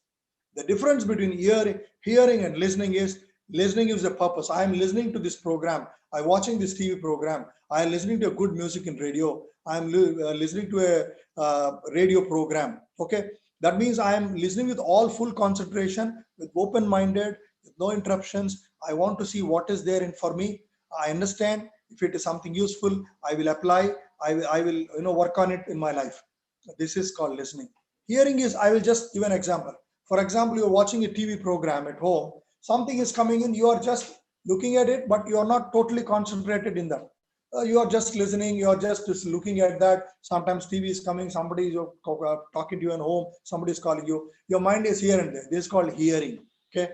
Always in the communication process, my dear friends, listening is important. So, listening is hearing, interpreting the message, what is necessary to you, what is useful to you, understand the message, relate it related to you. What for example, now the class is going on today. This program is all about soft skills communication. So when you are listening, what is this soft skill about? What is oral communication? What is verbal communication? What is written communication? What is non-verbal communication? So what communication I'm listening? So you are able to apply, you are able to correlate, you are able to relate it to you. This is called uh, listening. And the other part of listening is, for example, at the end, I don't know why we are saying asking a question and answer session, or a clarification session. Any doubts? That means, any doubts means whatever I spoke to you, are you able to understand? That means I'm asking a question to you. Am I audible to you? Did you understand what I said? You have any questions? So for you, when you want to listen, understand whether I am a good listener or not, whatever you understood, ask a question to the people. Then if you ask a question, then you will understand that other person is answering you. That means, yes, I asked a right question. That means I am able to understand the session, whatever the speaker given the notes. Otherwise, I'm in the session physically. My body is present, but my mind is not fully present. That is not listening. That is only hearing. Okay, that is what I'm trying to tell you.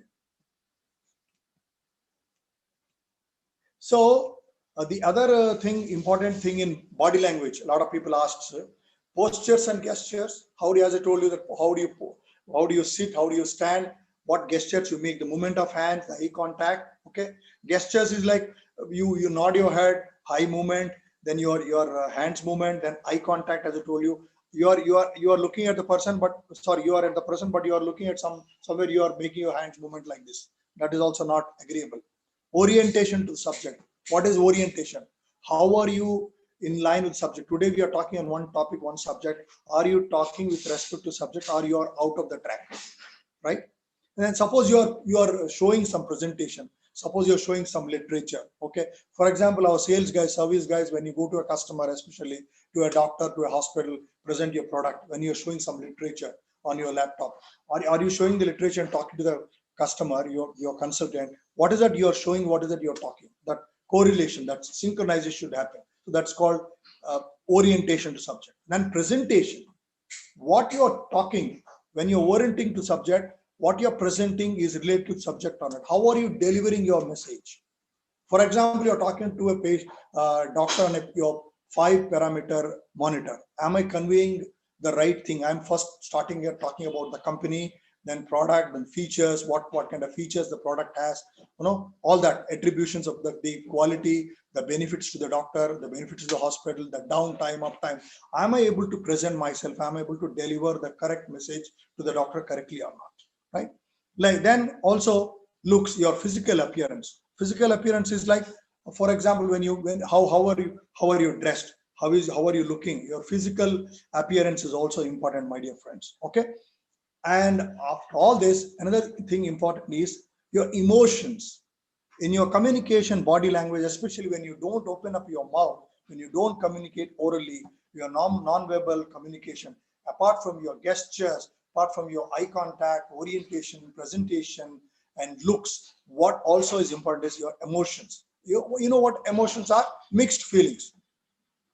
Feeling high, feeling low, happiness, sorrow, surprise, shock, all the emotions. Are you showing emotions? For example, you're going to a doctor, you are late. Okay, you had some trouble in the traffic, or you're not, your mind is preoccupied with something, you have a problem, but you're talking to doctor.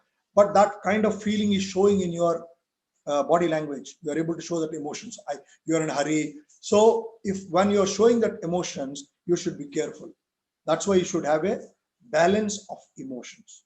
Okay, the facial expression, how emotions are shown apart from your body language, your face is showing to the other person that you're talking very, how are you, man? Okay, fine, good, boss.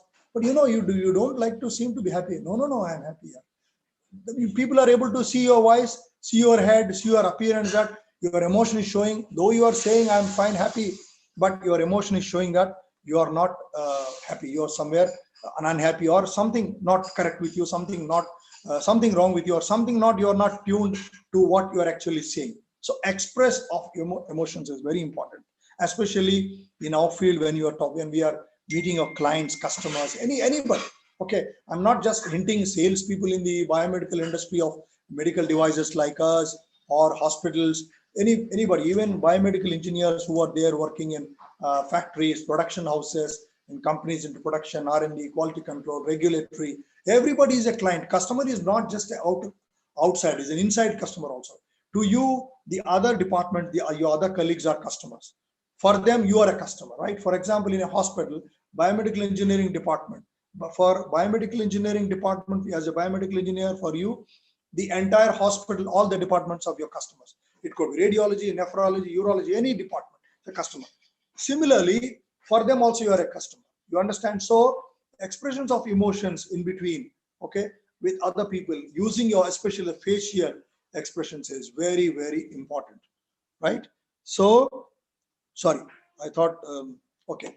So emotions. So now we covered body language. We talked about communication, listening skills, in body language, how you improve your own ways of improving your body language. So one more thing, as I told you, I was telling you the three things in communication: words, then your what you use when you talk to people, what kind of linguistics. What is linguistics? Linguistics is linked to the language. We talk about linguistics is uh, we link to your language, your communication. So then body language. So it seems, as I told you, again I'm re-emphasizing, okay, reiterating that the body language, the non-verbal communication plays a vital role. It's more than 50% the body language, the non-verbal communication is important.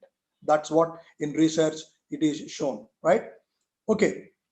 So one more thing is, people will always think that, it's nice, very nice, we are hearing this, but why I am not a good listener? Why I am not able to make a good listening out of people? There are few things which are the reasons, or few things which I can probably find. Is one is, listening is not all that easy. Okay, for some people, sitting quiet for 1 hour listening to somebody, it's a very hard job, very tough task. Okay, especially sales guys I've seen, because always you are on the job, you are moving around, talking to people, with customer, listen, talking, communicating. So always have that habit of, you always give your point of view, but for you to take a back seat and then talk to people, listen to people, then answer. When required, intervene. When required, you make your opinion. When required, you talk, or keep yourself, keep quiet, listen to the other person. So listening is hard work. You have to learn that. Then always, there's a competition. Today is a competitive world. In a competitive world, what's happening is, today we are in a rush. Okay, I have to listen to this, I have to understand this. There are always a competition. A lot of things are going on simultaneously. That is one more reason also. People are not becoming good listeners. A lot of people are not good listeners, or few people are not good listeners. The other thing is lack of training. Like, I have not been trained from the beginning. I studied in my college, came up, and then went to the job. There is no some kind of a basic training you need to undergo. Some kind of that's why it's called a soft skills training. Soft skills training, you need to have some kind of training somewhere. If not undergoing a course through somebody, through some tutorials, as I told you, the digital learning or e-learning, or from the TV or from the radio, any communication, you need to have the training. The lack of training, because there was no sense of training, you're not attended any training, you're not able to understand the importance, okay, the importance of the vital part of the listening. Okay, the other reason today people are not becoming good listeners, or some people are not really good listeners. I don't want to say bad listeners, but they're not good listeners. The rush for action. Today we are living in a digital world, competitive world, fast world. Everybody is like fast pace, fast buck. Everybody is running around. Okay, there's no time. So the rush for action. So I'm always rushing. Okay, I heard something. I'm noted your point. Then what is that I next thing I have to do? Okay, I'm always in the mode of thinking that I have to do something. So that means I need to get into the action mode. The rush, the speed, the anxiety for going for action makes you not to listen. That becomes a hindrance. That becomes an obstacle.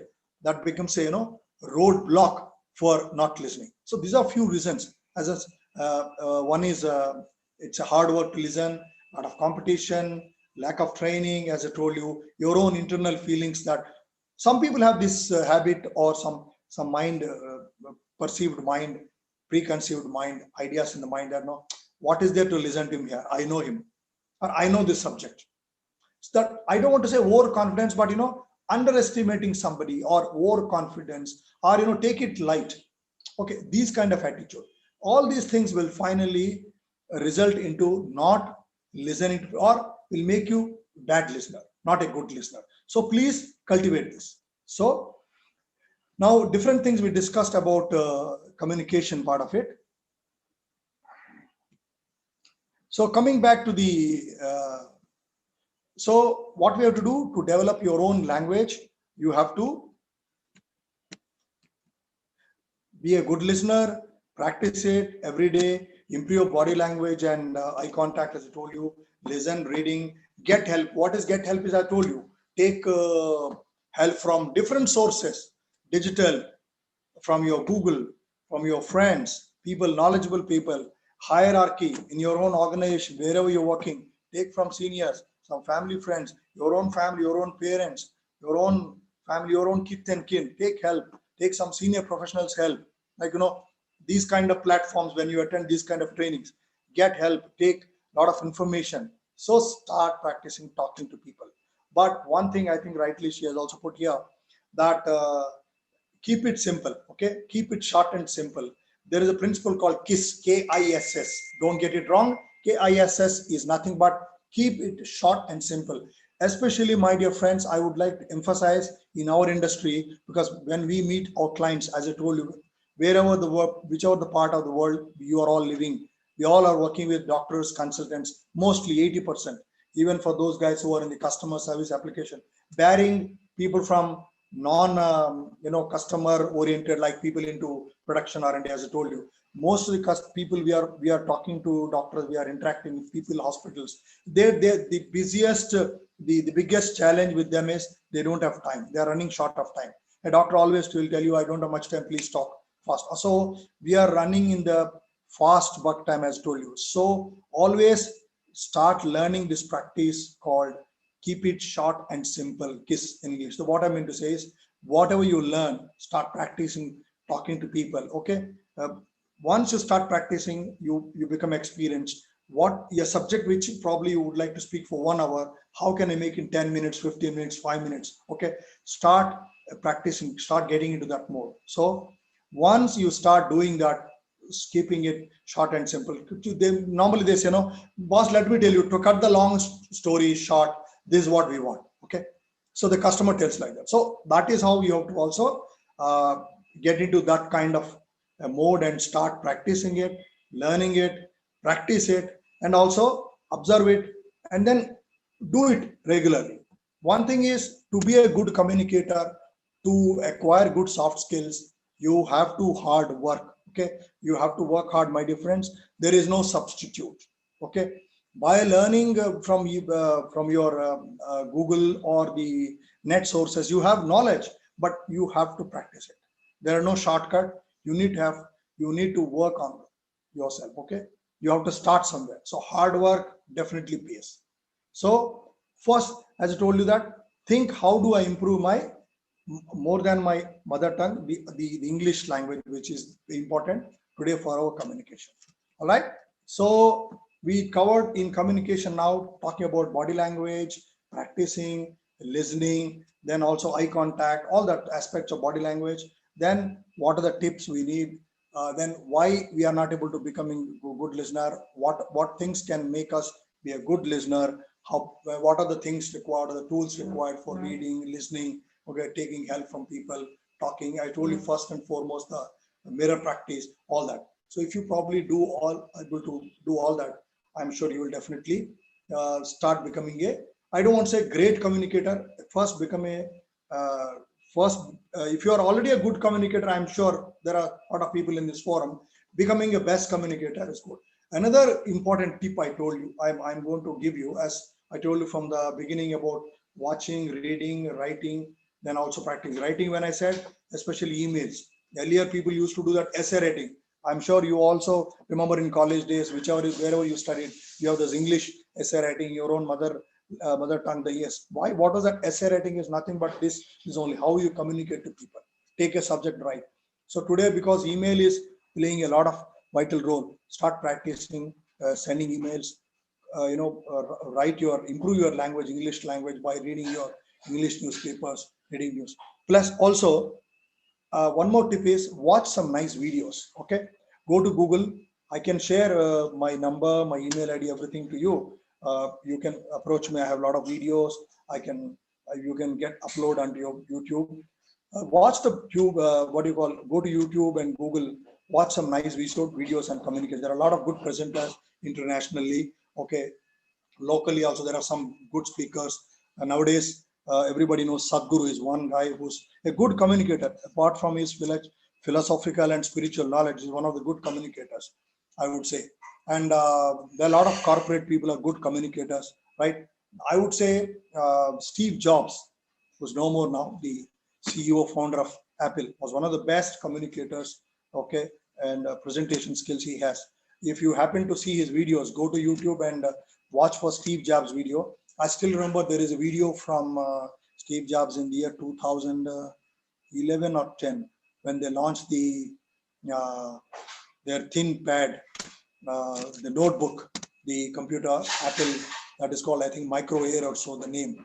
You see that video, how nicely he presented to the entire company, about this product, and it was a massive applause from the employees when he launched it. He's one of the best communicators in the corporate world I've seen. A lot of other presenters also in India as well. So when you watch these videos, attend these classes, your confidence also goes up.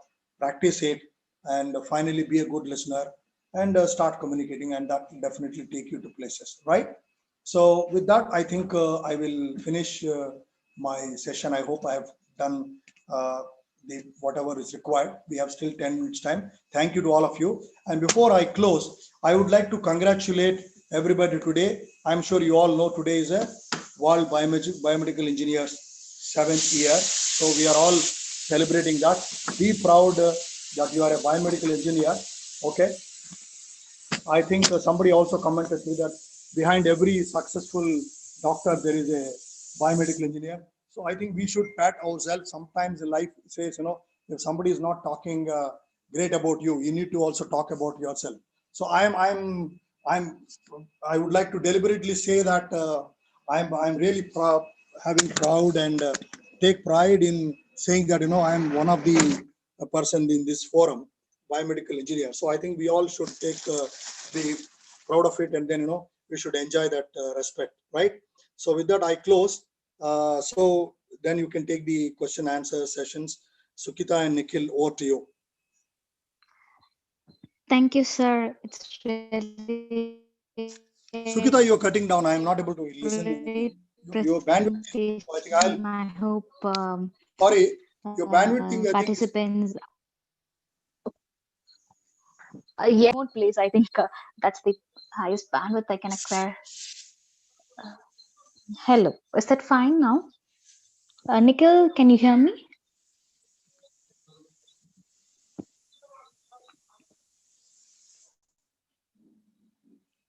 hello.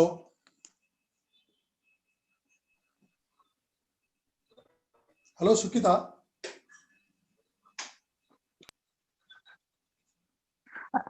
Hello, what happened? Is the okay? Hello. Yeah. Oh, sir, am I audible now?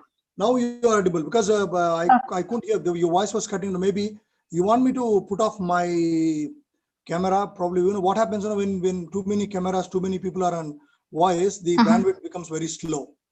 Yes, so that would happen. Maybe. So you can stop. Nikhil, tell Nikhil to close the this presentation. Okay. Yes, then, sir. Okay. I can take the sorry, question and answers. Nikhil, can you please help us in dropping down his presentation? Yeah, okay. I'm able to close it. Yeah. Okay. Yes, sir. That's fine. Okay, sir. Good. So shall we please go through questions? Yeah. You are. How do you want you would like to read the question and you want my answer? Yes, sir. Yeah, that would be please. fine. Yeah. I think I'll collect that. Yeah. Thank you. We have a question from Abdullah. He is biomedical engineer from Dhaka. he recently started his own business. He could speak and motivate others easily, but he want to learn leadership and want to see himself as a trainer to focus on that. He asked how and where I get trained. So he wants to get trained to become a leader. Yes. Yeah. So before I answer this question, Mr. Abdullah, right? Yes, sir. I'm not sure whether these people are able to come on the line, or whatever we speak, they will answer on the chat box. They can answer only in chat box. Okay. So can I see the question in the chat box? Let me stop my video. Uh, I'm not sure. Where is it, Mr. In question answers Yeah, I'm tabs. just looking at the chat. Okay. Okay. Questions. Abdullah, you said, right? Yes, sir. Abdullah, okay. All right. So I start my own business. I want to learn leadership and want to see myself. So I want to ask him, like, what does he mean by leadership? What does he mean? First, hello.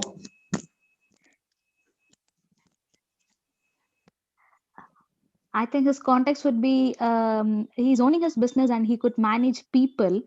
Maybe in this context, but could not.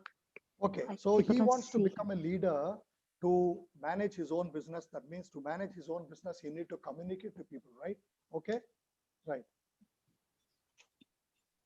Hello, am I audible? Yes, sir. You're. Yeah. So what he has to do is, see, if he is already confident that he's a good communicator, or he's a good communicator. That's what he's saying. He has to work on it. Uh, uh, right now, he's running his own business. He said, right? Yes.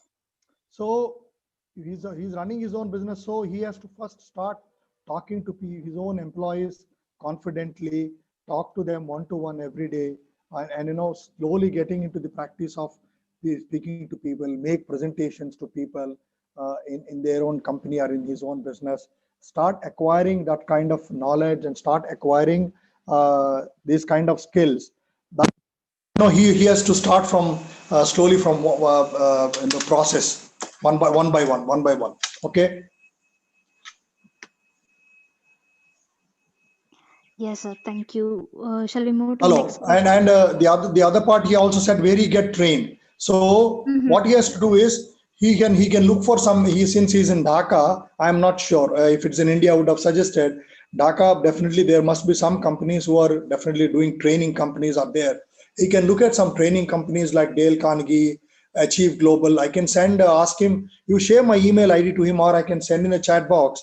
Okay, he can send. I can suggest those companies. These companies give some kind of leadership, management, project management, leadership, team building programs. Okay, then he can always attend these programs where therein by there are a lot of practical classes. Okay, practical sessions means among the other participants you are also been asked to present yourself and all that. This is where he gets trained becoming a big good communicator.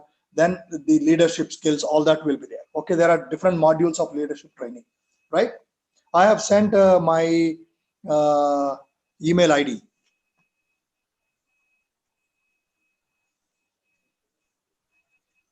Hello, Sukita. That's great. So shall we move to next question? Yeah. I'm not able to hear you. I finished. Yeah. Okay, fine. Yes, sir. How to work with someone you were not compatible with? Afifa, she has questioned. How to work with people with someone you are not comfortable with? Yes. First of all, why you think that you are feeling that you are not comfortable or compatible? Which is the word? The person you Compatible. compatible. So where is the question of Yes, compatibility? sir. Your own idea, your own assumption. You are thinking the other person is not compatible, but is it the other person thinking the same way that you are not compatible? Maybe you are thinking that he or she is not compatible with you, but that other person, whoever it is, he or she, maybe the person thinks that you are compatible. So you have to have that clear thing in your mind. Okay, that is general vague idea, right? That's a vague thing. Yes. The other thing about the compatibility, how do you work with people who are not compatible, means you have to be very clear in what you want to convey. Okay, you have to be clear in what you want to communicate. You have to be clear in what is expected from you and what is expected from the other person. So set the expectations. When you think that the other person is not compatible with me, or I am good but the other person is not trying to be compatible with me, make things clear to the other person that this is what I will do, this is what I want to do, this is what I expect you to do. Is it okay with you or not? If it is not okay with you, what is that acceptable or agreeable between you, two of us or three of us, whoever is the people, whatever the number of people, right? Yes, sir. That answers her question. Yeah. The So next.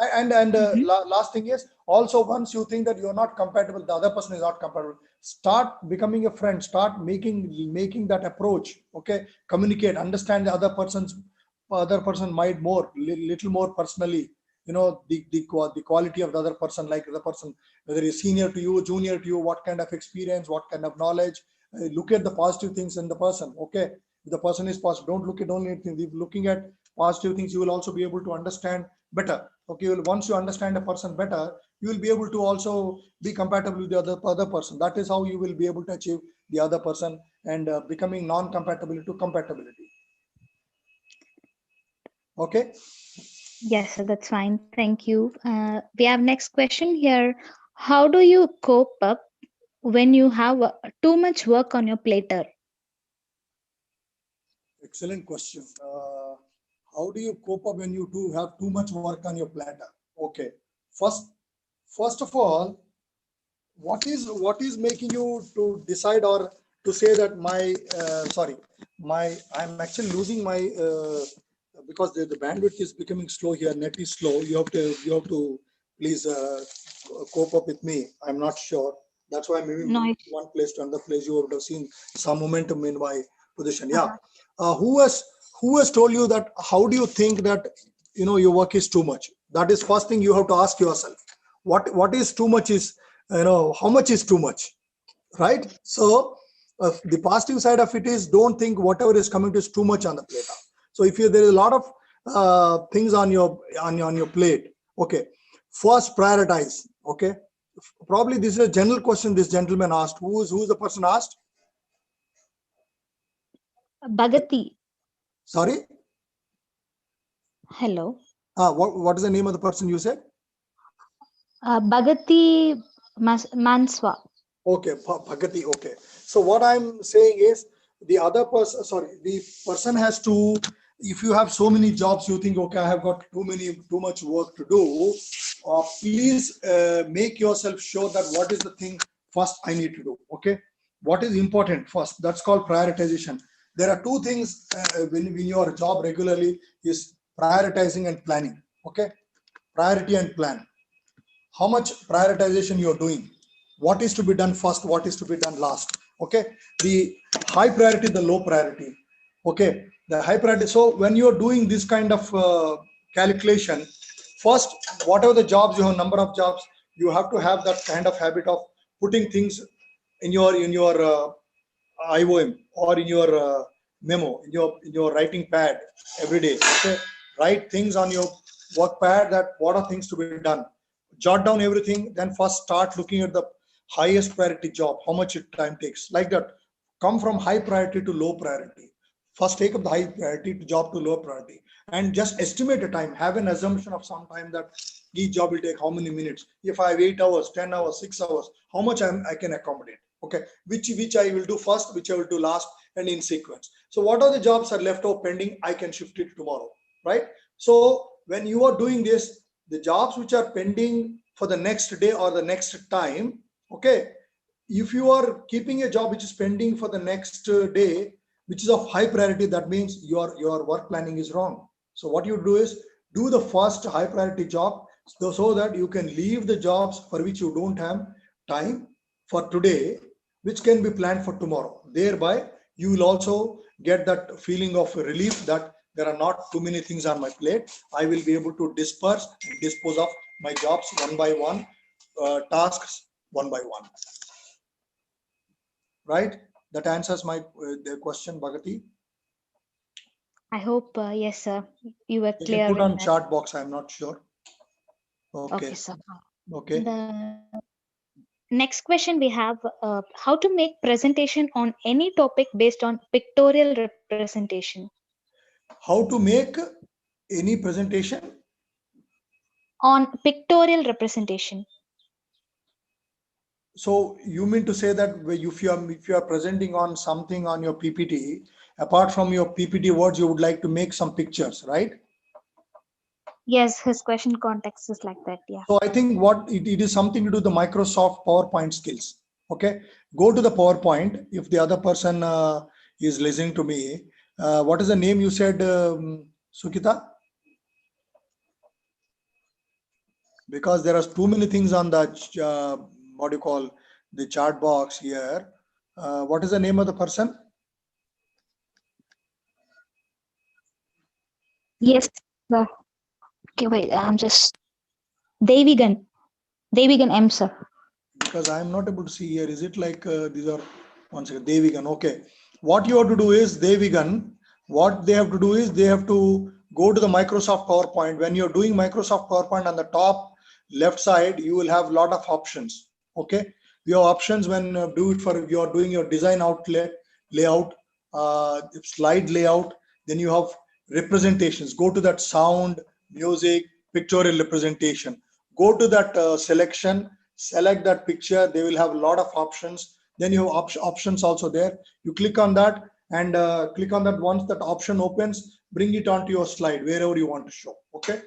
For example, what she means is an example. They can, if I understood, for example, you want to show a mannerism or a picture that something is done fantastic. Okay, you want to show what do you call appreciation, applause, accolades. Okay, you would like to show two hands like this or some question like this. So these are representation of pictures which are given in the PowerPoint options. You can download them, you can take from them and upload into your slides. Okay.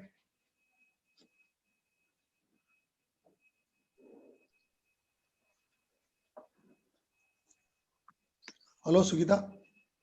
Question is from Osama. Yes, sir. I think Sugita, your Moving voice on is to next cutting because question from in between I am not able to hear anything. Your voice is cutting down. I don't know. Oh, I'm really sorry, sir. I'm not That's why you yeah. are there's a pass from your side. Yeah. Okay, okay. I Yeah, yeah. hope it will be better now. Yeah. Tell me now. Okay. And next question from Osama Adam. Okay, I'm Why able in to see some that now. hospitals? Yeah, why in some Okay, okay. hospital management they want to provide biomedical engineering in all department? Yeah. Good question. I don't mean hospital management they want to provide biomedical in all department means is this question is not specific. You mean to say normally in the hospitals, please tell them Sukita, Usama Adam Aliu. Mr. Usama, maybe I think it sounds like India. In India, normally, let me just give you an answer in two parts. First part is in India, in hospitals, normally biomedical engineering is one department where there are a number of people there. It depends on the size of the hospital, 5 engineers, 2 engineers, 10 engineers, depending on the size and magnitude of the hospital, number one. Okay, all these engineers are supposed to take care of the troubleshooting, repair, maintenance, customer service across the hospitals, across the hospital departments as and whenever needed as the need of the hour. That's number one. Number two, there are some small hospitals where there are limited staff is there. Some hospitals, as you said rightly, in some critical departments like radiology, where the troubleshooting, wear and tear is more. For example, all the OT equipment, or we talk about monitors, endoscopes, all things, the blood oxygen machines, heart lung machines, whatever are in the operating room area, operation theater area, they are wear and tear because regularly surgeries is on work. So there are some people, they always say one engineer posted for that department. That could be the idea. Okay. For example, in some hospitals, there are some departments which are very specific, like orthopedic, neuro, super specialty. There are a lot of hospitals doing good number of surgeries, orthopedics, neuro, cardiac surgery, or laparoscopy. Let's say 4 departments. So there are a lot of work going in every day. Instead of having one engineer in the biomedical centralized department, they will say, okay, why don't you have one engineer for our own department? Because every day we have 10 surgeries going on, a lot of equipment. Okay, every 2 days, 3 days, there might be a failure, there might be a breakdown, there might be a problem, small problem. We can't look into that. So the engineer will be of helpful. This is what the reason probably they might need one biomedical engineer in all departments. Okay. Thank you, sir. Uh, is it okay? Okay, from Mr. Usama, right? If he has any Yes. doubt, he can put into this thing. Yeah, next. Yes. How can I handle a situation where my audience I'm is able to see. not? Ebola. Okay, Yeah. Oyetunde. Sorry if I pronounce your name, Oyetunde Oyebola. How can I handle situation where my audience is not friendly and I need to really communicate without missing a word? Excellent question. Well, thank Yes, you. sir. There were many questions from others in the chat box. How can I communicate without missing words? Sukita, you are cutting again. Sukita, you cutting again. Yeah. Oh, sorry, sir. Yeah. Yeah, many people have asked how can I communicate without missing words?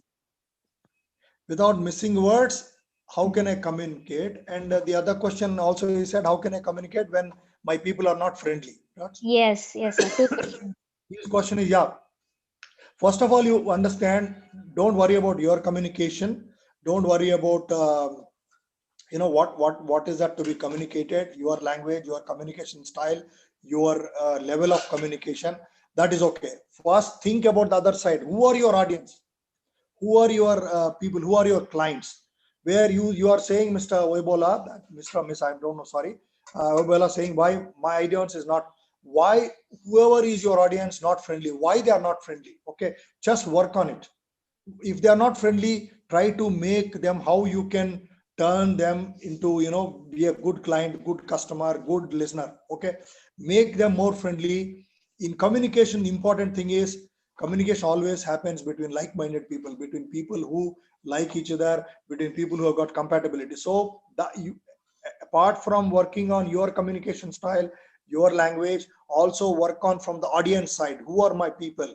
For example, I am not sure in which environment you're working. Are you a biomedical engineer working in a hospital or a company or a sales guy? I don't know. Suppose, for example, you are working with doctors, high qualified doctors.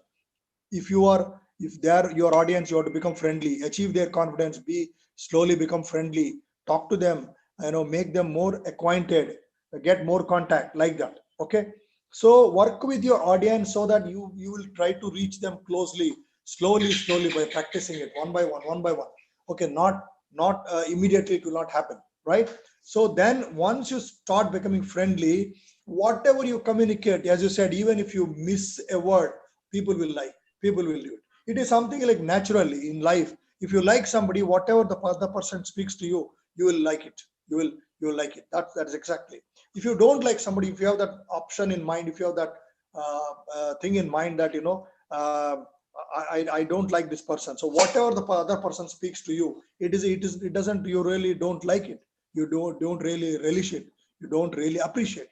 That's why always work on the audience. In communication, we always say, who are my audience, who are my target audience, who are my people whom I am going to interest to you. That's very important, right? That Yeah, answered to his questions.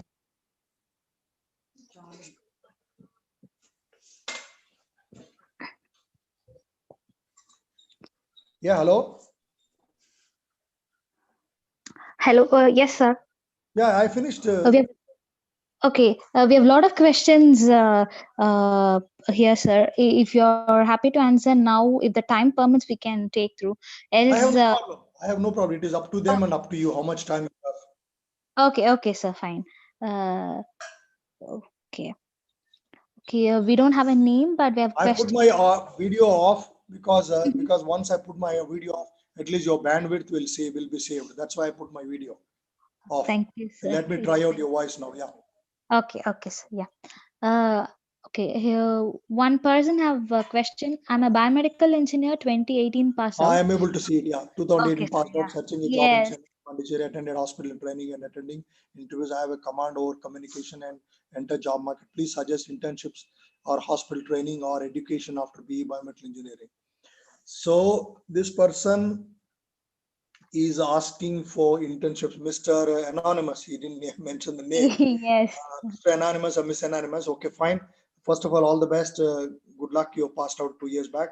So good. It's good to know that you got a good communication. I appreciate it. Yeah, job market definitely needs your oral, verbal communication skills. That's a good soft skill quality you have. So what you do is, it all depends on you want to get into hospital job.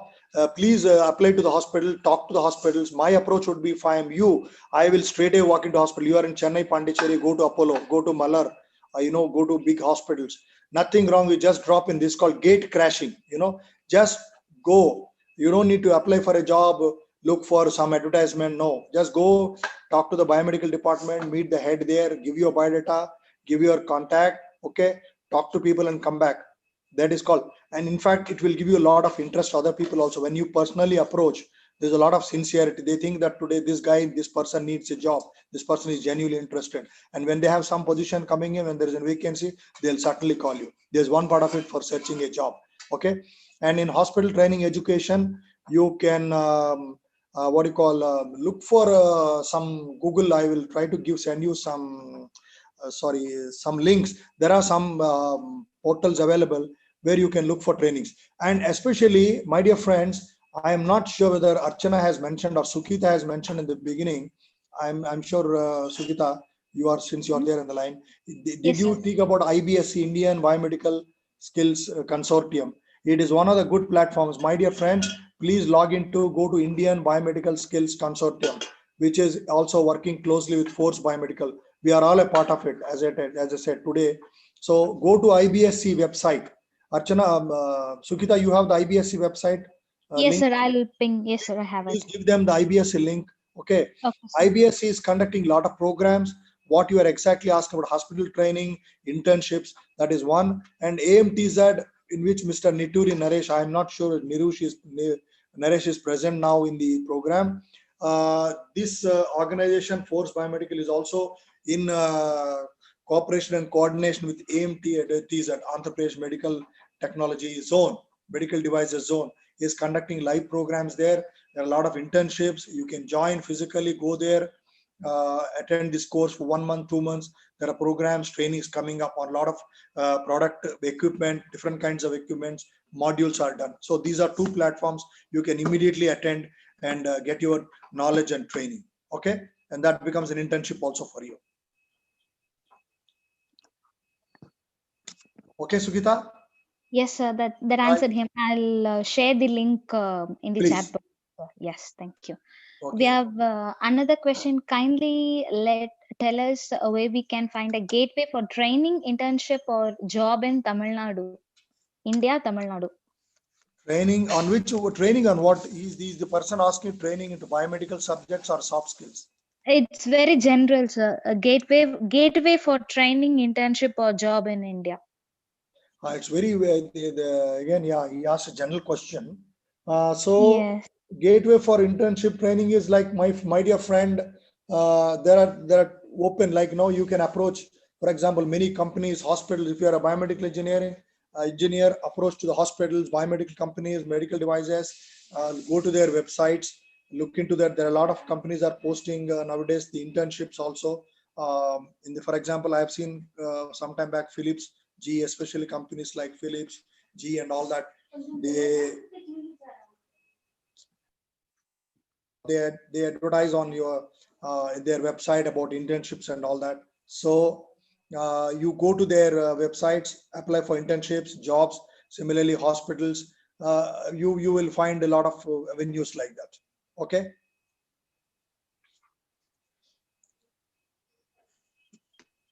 Thank you, sir. Thank you. I hope she finds it helpful. Next, Because the from person name Shika. Shika. Okay. Yes, it was anonymous. No, some other things. Zuri, Shaddai, sir. Is there any tips? We have taken that question. I'm just. No, sir. Yes, yet to answer, Zuri. Zuri, Is there Shaddai. any tip? So as I told you, my dear friend, body language, as I told you, body language improving is when you're doing the mirror practice, you are looking at the mirror. Okay. When you're looking at your face, you are able to see your eye contact, your face, expression, emotions. Look at your face closely. Suppose you want to something convey very seriously. Is my wife face showing seriousness, or I am having a smiley face? That means the expression versus your communication all language is are not in link, not in sync, right? So you have to have that connection. Look at your body language. Suppose you are standing in front of the mirror. How are my movement? How are my movements of my hands, my body posture? Am I moving too much this side, this that side, or I'm standing steadily? I'm standing steadily like iron. No. So you have to work on the body language, looking at the entire in totality of your personality from head to toe, how I'm moving my hands. If I want, for example, if I want to talk to somebody on a serious subject, I have to stand somewhere and talk. So I have to be stable. On a serious subject, I can't just keep on moving around here and there and talking. That becomes diluted. You are conveying a serious matter, but your body language is not serious. These are certain things you need to improve on body language. Okay, as I told you, body language improvement, your eye contact, your language, your head, your expression, your emotions, especially. All these things will help you in improving your body language. Now, Shika, right? That answers his question. I think Zuri. Shika, Zuri. some persons are very opportunities when what I meant to say that you and your colleague worked on some deal equally or you put more effort, but your colleague takes on the credit how to deal with such type of persons when your personally is not to show off. When you're sorry, your personality is not. Good question. She might, I think Shika must be from, I'm just guessing, maybe she's from sales. This happens in many people. It happened with me also in my beginning part of my career many years back. Yeah, it's very common in this world. Smart people are always like that only. There are some extra smart people also. So, Shika, my answer to this is yes. If you have worked on hard, like equally with the other person, if the other person is trying to take away the credit, don't let the credit go to the other person, he or she. Yes, you have every right to be, fight for your what do you call your hard work, and you have to get that reward and recognition and award for what you deserve. That's why we always say in English, make your pound flesh. Okay, that's why what you do is you have to be assertive. What we say in English is assertive. Assertiveness is you should be sure, confident, and talk to people what you have done. Okay, claim your pound of flesh. What is claim your pound of flesh means? Whatever you have done, you need to get the credit, that piece of the credit. For that, if you are not a good communicator, please start working on good communication. Be careful from the beginning. Suppose you are involved in a project with the other person. From the beginning, start communicating. Whatever communication is required, orally, written. Keep people informed. Keep people informed. Whoever are involved in that work, your boss, your company, whatever you work, your customer. Keep all people in loop. Everybody should know. Okay, and keep interacting with people in equal intervals. Observe the work in stages. Okay, also look at your other colleagues what do you call his actions, his or her actions, what kind of moves he's making or she is making. That means you are able to put your effort, that how you're working, it should be credited to you. Okay, and tell people that I have done this, and put in paper. Okay, and also have some, whatever you've done, how people will say, some people will say smartly, how do we believe you, how do you know that you have done this? So you have to have a evidence, you have to have a what you call something in written, something. So take people into confidence. Suppose you have done a great job in a hospital, your customer, take a letter from a customer or a communication message from customer, send one email. Enough. Hospital engineers, normally we always ask for reference certificates in biomedical engineering. What is reference certificate? Hospital gives a good certificate from the biomedical department. This own equipment has been installed in our hospital, is working very fine, post warranty, all that. So it's a certificate, valid certificate, bona fide certificate, customer satisfaction survey, like that kind of things. You start working on it.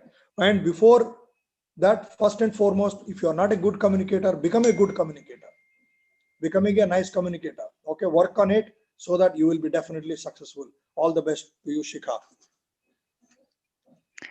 Oh, Yes, please. Next is, I think, Chinweef Kingsley, right? yes, sir. How do I maximize my field sales performance? This is again a vague question. How do I maximize my field sales performance. See, if you are a failed sales guy, how do you maximize your performance?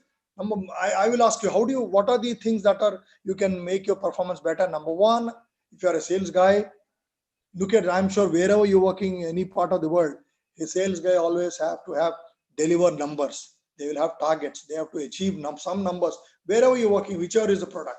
See how you are able to achieve your numbers, your targets. Okay, your business, your sales volumes, your sales numbers. Improve that. Okay, how do you improve the performance? Is performing better is improving the numbers. How do you improve performances? Which is the product you are covering, which are the products in your portfolio, who are all your customers, what is your territory, what is the timeline, all these things you have to take into picture, my dear.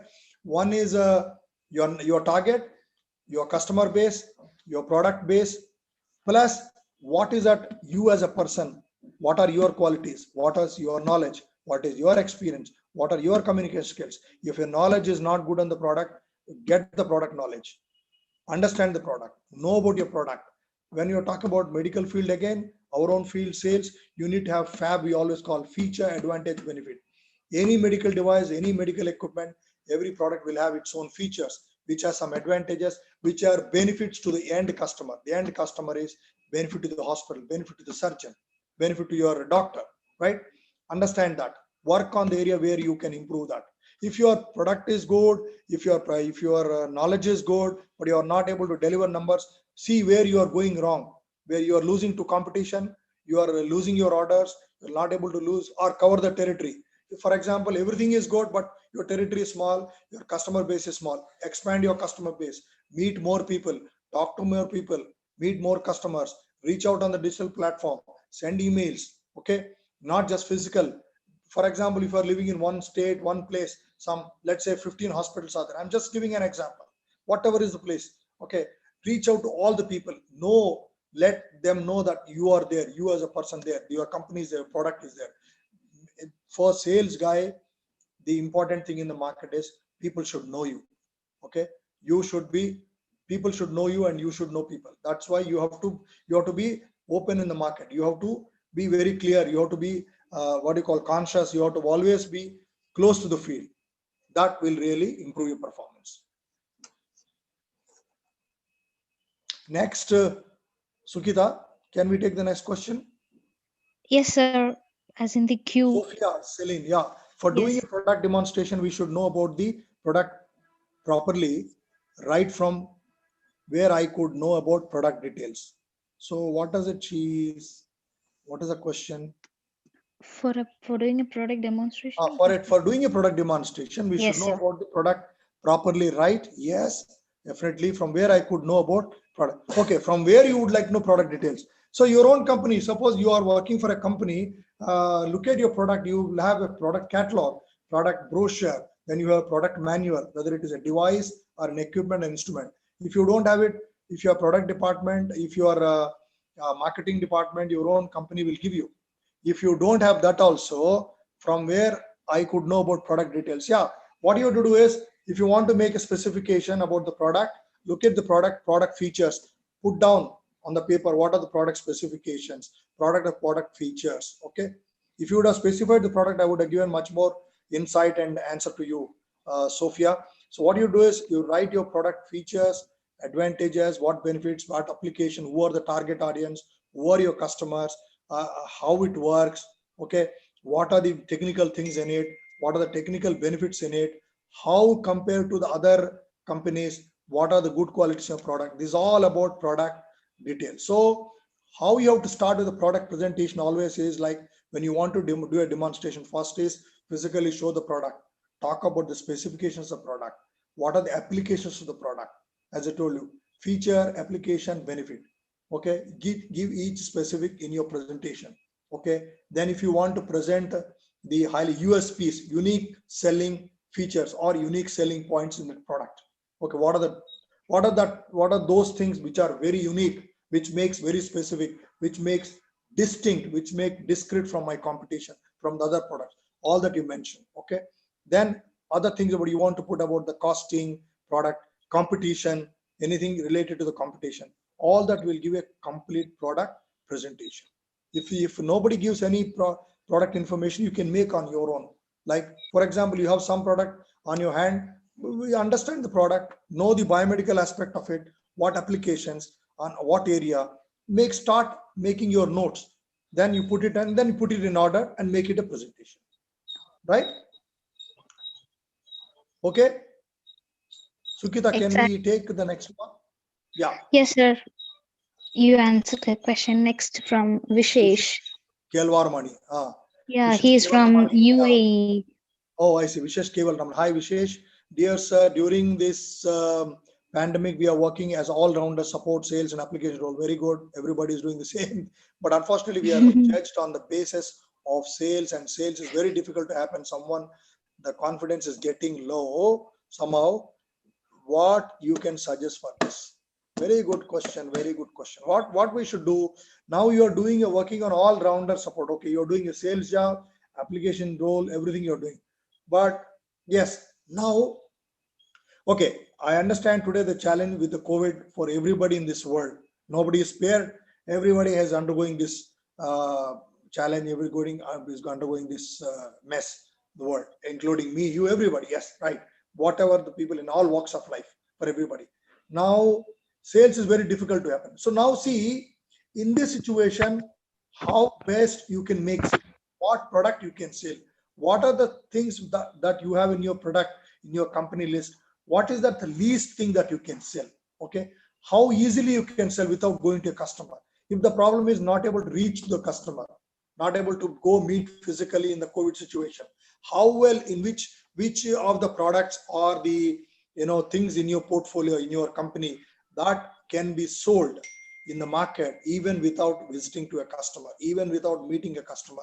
Can you make that happen on a phone, on email communication? Develop the confidence with your customers. This is the time you need to develop good contact, rapport building, good relation with your customers. If your customers are doctors, if your customers are biomedical engineers, if your customers are hospital staff, hospital nurses, other department like physiotherapy, whichever other people, develop that. How you develop that contact is speak to them on phone, send emails, send product presentations, send product catalogs, brochures. Ask them, sir, because there is a because of this limitation of COVID, I am not able to meet you. We are not able to meet. Can we have a meeting like this? Can we discuss or on the phone? I'm sending this catalog. I'm sending this proposal. I'm sending this quotation. This is my price.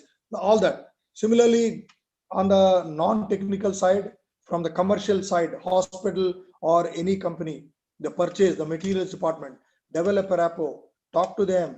Who are the key people involved in purchasing the equipment in the hospital or wherever? Who are the people? Who is the guy, front end guy, who is making decisions, who is giving the orders to the companies? Develop a contact, send in emails to them, send brochures to them, send quotations to them, speak to them once in a way. Okay, every 2 days, 3 days, just leave a message, call them up, talk to them. So slowly develop that personal customer rapport. Okay, this rapport building, customer relations is very important. Especially this is a time we have a lot of time because we don't have time to go into the field. Spend most of the time onto the with customer building. Talk to them. Also, there is nothing wrong. I will go one step ahead, Vishesh, saying that also upfront. Maybe some people have this kind of again. That's what I said in the morning about communication skills. Some people have this what do you call that feeling inside, that obligatory feeling that how can I speak to the customer? I don't know. A customer may feel. You should not have that kind of feeling. You should get out of that feeling. No embarrassment. You can even ask, request them also for help. You can always say that, sir, today now with the COVID period, we are also not able to perform, sir. Please help me. I want to do. I have to also do my sales targets. Nothing wrong. You are not begging them. You are requesting them. And by how? You are doing a technical selling. Our product we are doing. We are all technical guys. We are doing a technical sales, which is the equipment, device, whatever we sell to the hospital is not just a benefit to somebody, it is a benefit to the patient. Okay, ultimately, the end beneficiary is a patient, a common man like you and me. Okay, so that aspect we can always put it across. We have to put in such a way that the other person also should get convinced, should get pleased. Okay, this guy is genuine. Sir, I've been calling you since 6 months, sir. Why don't you please give this order, sir? Why don't you help me, sir? We are also, we are also a good company. Show good things about your company. your product features, your service, more than your cost service, what kind of support you give, what all the benefits. It should sound to them, it should appeal to them. They should get convinced, they should feel, okay, wow, good, yeah, let's help this guy. This kind of approach helps you. Or another thing is, try and possible see that whether you can meet them on one-to-one basis. Okay, for example, if a doctor is close to you, if a material guy is close to you, if not in a hospital, can you meet in a private forum, maybe in a public forum, meeting somewhere in a outside, if that is allowed, maybe for example in a coffee shop or somewhere, in an office or outside, meet them, talk to them. That will also, one-to-one meetings make you moving closer to the customer, to the person. That is how you can at least start generating better numbers and improving on sales. Okay, currently located in UAE. Good. Okay, fine. Yeah, Can we exactly, go to sir. the other? You detailed on this question. Yeah, Wajid Akbar. He's Yeah. saying, how we can working of both countries, Pakistan and India, together in biomedical professional. His question is not clear. How we can working of both countries? Is he, Wajid Akbar is based in where? What is that he mean to say that he wants to work both India and Pakistan together as a biomedical professional? This question is not clear. How we can working of both countries? Yeah, simple. If you are based out in Pakistan, I know it is now India to Pakistan, Pakistan to India travel is banned. I'm also currently facing the same problem. But what I'm doing is what you have to do is, I am now communicating on emails, on phone calls, sending to them on some video calls, Zoom calls like this. Okay, Microsoft Team, there are so many platforms. Talk to them. Whatever is your job purpose, whether it is you are a biomedical professional, if you want to get a job in Pakistan or you want to get a job in India, I'm not sure what is that. But if you are in sales or other profession, this is how you have to reach and talk to them, send a proposal, set up meetings on the digital platform so that you can fill the gap of with these countries. I am not sure whether your question is answered, because your question is also not very clear, Sukita. It is little bit. Uh, yes, sir. He has typed he's in Pakistan. Okay, where? Okay, where is it? You typed that is in Pakistan. Yeah. Okay, where it is in the chat box here. Okay. Yes, sir. So Yeah, yeah, so below the he's in question. Pakistan. What is that he wants to do? He's in Pakistan, so he can address to his customers, right? So Mr. Mm-hmm. Vajrayan, you can work in your own country, because in your own country there is no restriction. And if you are working for both countries, I He have want, sent my email. Yeah, yeah, he want to do business with Indian friends. you want to do business. Thank you, sir. Can I please get your email ID? I've already given my email ID. So he wants to do business with Indian friends. Yeah, I'm able to see now he's typing it. Okay. Um, what you have to do is, yeah, you talk to your Indian friends on phone, on digital platform, Microsoft Teams, Skype, Zoom, WebEx, whatever you want to do it. Not a problem. So currently, this is not conducive. It is not right time, because there are no visas issued also, my dear friend, between two countries. So this is the only way you can. And if you have your friends can help you, uh, if your friends can help you in getting some business through dealers, distributors, approach them, send your products list, details, pricing, and if they want to buy your products from there, if they want to order, you can supply. But I think at the moment the supply between India and Pakistan is also stopped. Yes, it's also stopped. You can't directly sell the goods to India. Same thing from India to Pakistan, right? I think probably you need to wait for some time. But meanwhile, you can always build up this market for you through your friends, through your contacts. Uh, that business development activity, market research you can do right now. Okay. Exactly. Okay, fine. Uh, Okay. Yes, sir. any other With you, question? IBSC. Yes, sir. We have three questions left. Yeah, okay. Uh, IBSC is for BME pass out student or BME learning student or both. Yeah, BME learning students, BME learning, the students who are also going there for becoming graduates also, they can go to the IBSC website, and a lot of things are displayed. They can be in contact with them, as I told you, because for diploma holders also something is available there. Mhm. So IBS, if you are in contact from now onwards, once you becoming, whether you are a diploma or a graduate, It will be helpful to you, IBSC. Yes. Thank you, sir. We have a question from Irfan. I Is it used to there in the pan. chat box? And I don't think it's here. Okay. Yes, sir. Yeah, it's clear now. Okay. Yeah, In yeah. the chat box also, I have shared IBSC. Hope he finds it useful. Um, we have question from Irfan. Sir, I used to panic a lot when there is a breakdown. How to put an end to my panic? Oh, you mean to say that where I'm? 1 second. In the chat, yes, sir. In the question answer session. No, only I'm able to see Mr. Wajid Singh only. I don't know. Okay, maybe you have to scroll up. Yeah, 1 second. Yeah.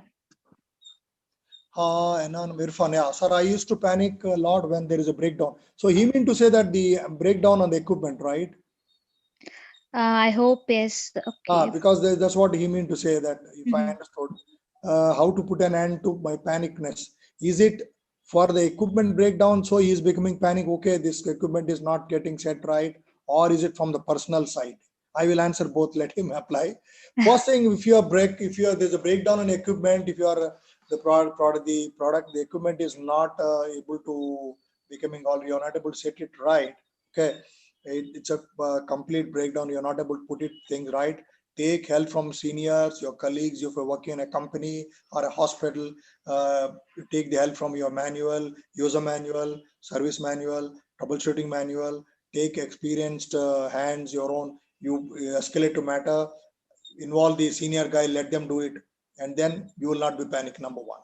During the breakdown time, if the customer, your person is pressurizing, please explain to them, please tell them, extremely sorry, we are not able to set it right, there is a problem, this will take this much time. You say one day it is not done, it will take 2 days, 3 days. Give them time, buy some time, take the help and put it, so that you won't become panic. And after all, my dear friend, you don't need to become panic. Equipment are meant to be used, meant for breakdown. When they are breakdown, you don't need to panic. You have to have patience. You don't need to be panic. I understand when equipment is uh, breaking, you also become a little, get into tension. You become a little serious. You don't need to be. Enjoy it. Tell the customer. Instead, focus on the problem. Read through. Take your help. Involve senior engineers. You can be all right, and you can set the equipment. On the personal side, I used to be panic a lot. First of all, why you becoming panic? That you should understand. What is that breakdown in you? Why? What is that panic thing? And then you are a breakdown. That you understand, address it. Okay. Once you start, what is that breakdown? What is the problem? You address it. Then you don't need to become panic. Okay. Then automatically you will not be able to become panic. Simple examples today with the COVID, the entire world is in panic. It is not you and me. Everybody, the entire world is undergoing through this panic situation. What is that we can do? Everybody is panic. Can we do anything? No. There is no end to this now. At the moment, the entire world understood there is no permanent medicine solution vaccine. Till the time something is found, we have to be. So if we are all panic, entire world becoming panic, there is no use. People will die. A lot of people will die. A lot of people, a lot of things will happen to a lot of people. Stop panic. Understand. Come in terms with the situation. Come in terms with the reality. What we have to do. What will happen. Okay. They are saying these are the certain precautions. You follow those precautions and be happy. Social distancing. Then they said mask, sanitization. Don't go into public. Be careful with people. Okay, meeting. Avoid group gatherings. All that. By doing that, you are reducing the risk of your life being safer. Same thing. So once you are following that, you don't become panic. You slowly get things understanding. So understand what is that breakdown, what is that it is putting in a panic situation. If you address that, you will not be panic, right? I think, Sukita, the next question is anonymous attendee. Which is better option for a biomedical engineer? Hospital job or company job, or for studying things and growth? All three are good, my dear friend. It's all depends. If you are a biomedical engineer, if you want to work in a hospital job, if you like that, you join in a hospital as a biomedical engineer. As per your experience, you become a senior engineer. You can grow into the biomedical department. There are opportunities in the hospitals, depends on the hospital. Suppose you want to join from one hospital to join a big hospital, go to a bigger hospital, more exposure, more equipment, lot of super specialties, then your horizons, your opportunities are big. That is the hospital side. If you join in a company, there are a lot of options. You can join in sales, service, customer service, that is troubleshooting, service engineering, application support side, product management side, marketing management side, or you want to get into a company into production, R&D, quality, regulatory. These days, big data analytics is a big science. Biomedical is not just only one. We are getting into data management. We are also into online now, e-marketing, healthcare, digital platform is big now. Okay, a lot of companies with COVID, digital e-marketing is becoming a big market now. Okay, a lot of companies have entered into that. Do you understand what is your interest, where your strength is there, that you can go. And if you are thinking that you are a graduate and you want to do an MS outside, whichever is a country you are, MS or MTech masters, by doing that, yes, is also good. Once you become a master, the challenge is you have to get the right job. Where are you studying, which university, what is the value of that, all that you have to take into consideration. Okay, and what are the opportunities for doing that masters. It all depends on your background, your financial background, your interest, all that. You have all the three options good. But the first and foremost option, which is which can probably you can work which I don't want to say it is very easy, but which is available, is like getting into hospital as a biomedical engineer is little easier with today's environment, because today with COVID, a lot of hospitals need engineers. There is a definitely requirement. Of course, the payment, the salary and all that, I'm not sure in other countries with respect to India and South Asia, because I know I have the knowledge of all these countries: Nepal, Sri Lanka, India, Bangladesh, Bhutan, Pakistan, Maldives, all these countries, more or less the situation is 99% similar. If you join in a hospital, you may be paid low, but you will get an experience, you get an exposure. That's one. If you want to get in a company, now the job market is not all that really very good with the COVID, because companies are not able to recruit. There is no business. In fact, a lot of companies are also asking people to go. So you have to wait for that. But if you join in a company, in a medical device company, in sales, service, there are a lot of opportunities. There are a lot of growth.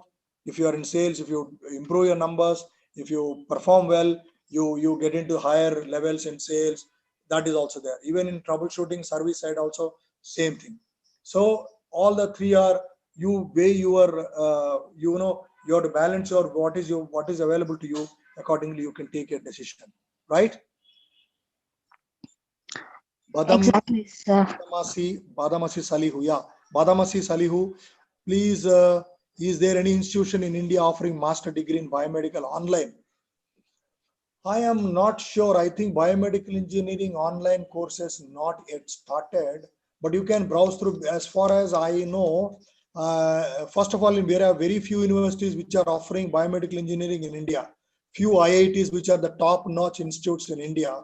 I know from your name, you are not from India. You must be from Middle East, Mr. Salihu. In India, few universities are offering biomedical engineering courses, not in masters, not all the universities. And in that also, how many are offering online, I'm not exactly sure. I need to also do a research. Give me some time, probably I can come back to you if you leave your email ID or send an email to my email ID, which I posted in a chat box. I can help you in sending a reply to you in few days time.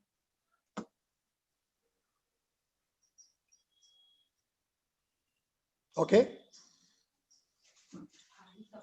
Sukita? That's really can you hear me, sir? Yeah, now I'm able to hear. So another question has come. Sir, can we do PhD in biomedical engineering as distance? I don't. When they send like this, they should also mention from which country, because that will also help us to give a right answer to them and guide them, right? See, if you are in India, you've done your already masters in biomedical engineering, but doing a PhD in biomedical distance is not all that very possible, because you need to at one point of time reach out to a customer. Okay, distance is more for doing a distance PhD is more for subjects which doesn't really involve into practical things. Okay, what probably this particular gentleman can try is, I don't know whether the same person asking for again a question. Let me complete this. So if you want to do a distance PhD, is probably the one thing probably you can do is you can join in a company in a job. Okay, then they can give you a leverage of doing a sabbatical leave, and then you can join that course as a distance course. Okay, online learning. But I am not sure whether some university is offering a distance education in PhD. Okay. Mhm. And next question is how to get into a device design and manufacturing industry. Will a MS in the corresponding, what is that is mentioned? Okay. How to get Will a an how to get into MS in the corresponding field help? Okay. how to get into a device design and manufacturing industry? Will a oh okay, masters is Okay. first one. MS Masters. Masters, Yes. yeah. So, my dear friend, yes, definitely. If you want to get into a device design, like CAD CAM today is very important, which is now becoming the subject in design manufacturing industry, especially biomedical field equipment manufacturing. You have to get into first production. The first thing would be, if you don't have masters, my advice would be join in any company, good company, try for jobs into production house, join into production executive, whichever the department, whichever the assembly designing, get into that. You will get a first an experience, and after that you apply for masters, you do it. Okay, that will really give a good field. Or you want to do directly a masters, if you do a masters, then you start looking for jobs into all the companies. Typically then you don't have much opportunities in all countries, because all companies, global companies, will not have manufacturing units in all countries. They will have in their, most of the companies in their headquarters. Okay, so you will have a limited opportunity uh, in manufacturing industry, unless in your own country you are living in, a lot of medical companies are manufacturing. Okay, either ways it's okay, right? And I think there is one more question we missed out. Sir, I will like Yes, to sir. do a graduate internship in India to gain hands-on experience on a lot of equipments. Are these opportunities open to foreigners? What does he I'm mean? from Nigeria. Yeah, so I like to do a graduate internship in India. So so he's he a graduate and then he's doing internship, or what is it he's doing? I'm not sure. If he's a graduate and he's doing an internship, um, He would like to graduate internship. It seems he would like to take. yeah, he has to apply. Then in that case, he has to go to the hospital. He has to go to the um, he has to go to the hospital, or he has to look into a medical company. There are a lot of, as I told, I think somebody else asked me the internship jobs. Okay, Mm-hmm. you have to apply for the internships or write to the hospital. A lot of hospitals also will give an internship job to them. Then they can apply for internship and they give. I'm not sure about the visa because he's in Nigeria. How the visa Yes. arrangement from Nigeria to India, that he has to work out, because I'm not sure how many hospitals or medical companies are willing to give internship and at the same time visa also. That Mm-hmm. aspect he has to be clear. Okay. Exactly, sir. Uh, Okay. Um, I think all questions has been answered. It's really great to have you in our webinar session, sir. On behalf of Force Biomedical team, I'm thanking you, and you really were here for all the questions to answer. It's really great, sir. Thank you so much for your presence. Not a problem. Not a problem, Sukita. We are all in the same profession. Once again, I'm Exactly. not sure whether Mindray Akhil is there. I think Naresh is already left. I think he's not there. So once again, to all the participant viewers and to you, Yes, all he of us, left I think sometime let's back. have a great day. I think today is a good day for us. It's a World Biomedical Engineers Day. Let us enjoy, and today let us once again be proud and be happy that we are contributing. Let people not think only doctors are great. Without we, doctors are not there. Definitely, yes. When the equipment, they want to work the equipment, that's where the biomedical engineer comes in picture. Okay, let us feel good about it, proud of it, and work the best whatever we can do. And from my side, thanks a lot, Sukita, to you for your moderation, and Archana for a good session. Of course, I couldn't attend in the morning. I've That's fine, joined in sir. the question and session. And great thanks to Nikhil Panjwani from Mindray once again. Nikhil, Thank you, sir. it's again a great opportunity how we work with Nikhil. It is nice to work with you once again and giving this platform. Extremely happy. Thanks so much. Once again, thanks to our good friend from Force Biomedical, Naresh Nituri, for again having shared this platform with an opportunity to me. I'm sure all of you have enjoyed this session, and hope Nikhil, especially 214's Biomedical, to you, this session would have been useful for whatever your future targets, future goals, and future endeavors that we are able to contribute. And Archana, a big thanks to you also, and good luck and all the best to you, Archana, as well, and Sukita as well. Thank you so much, sir. Thank you, sir. Thank you so much. Thank you so much, sir. Thanks.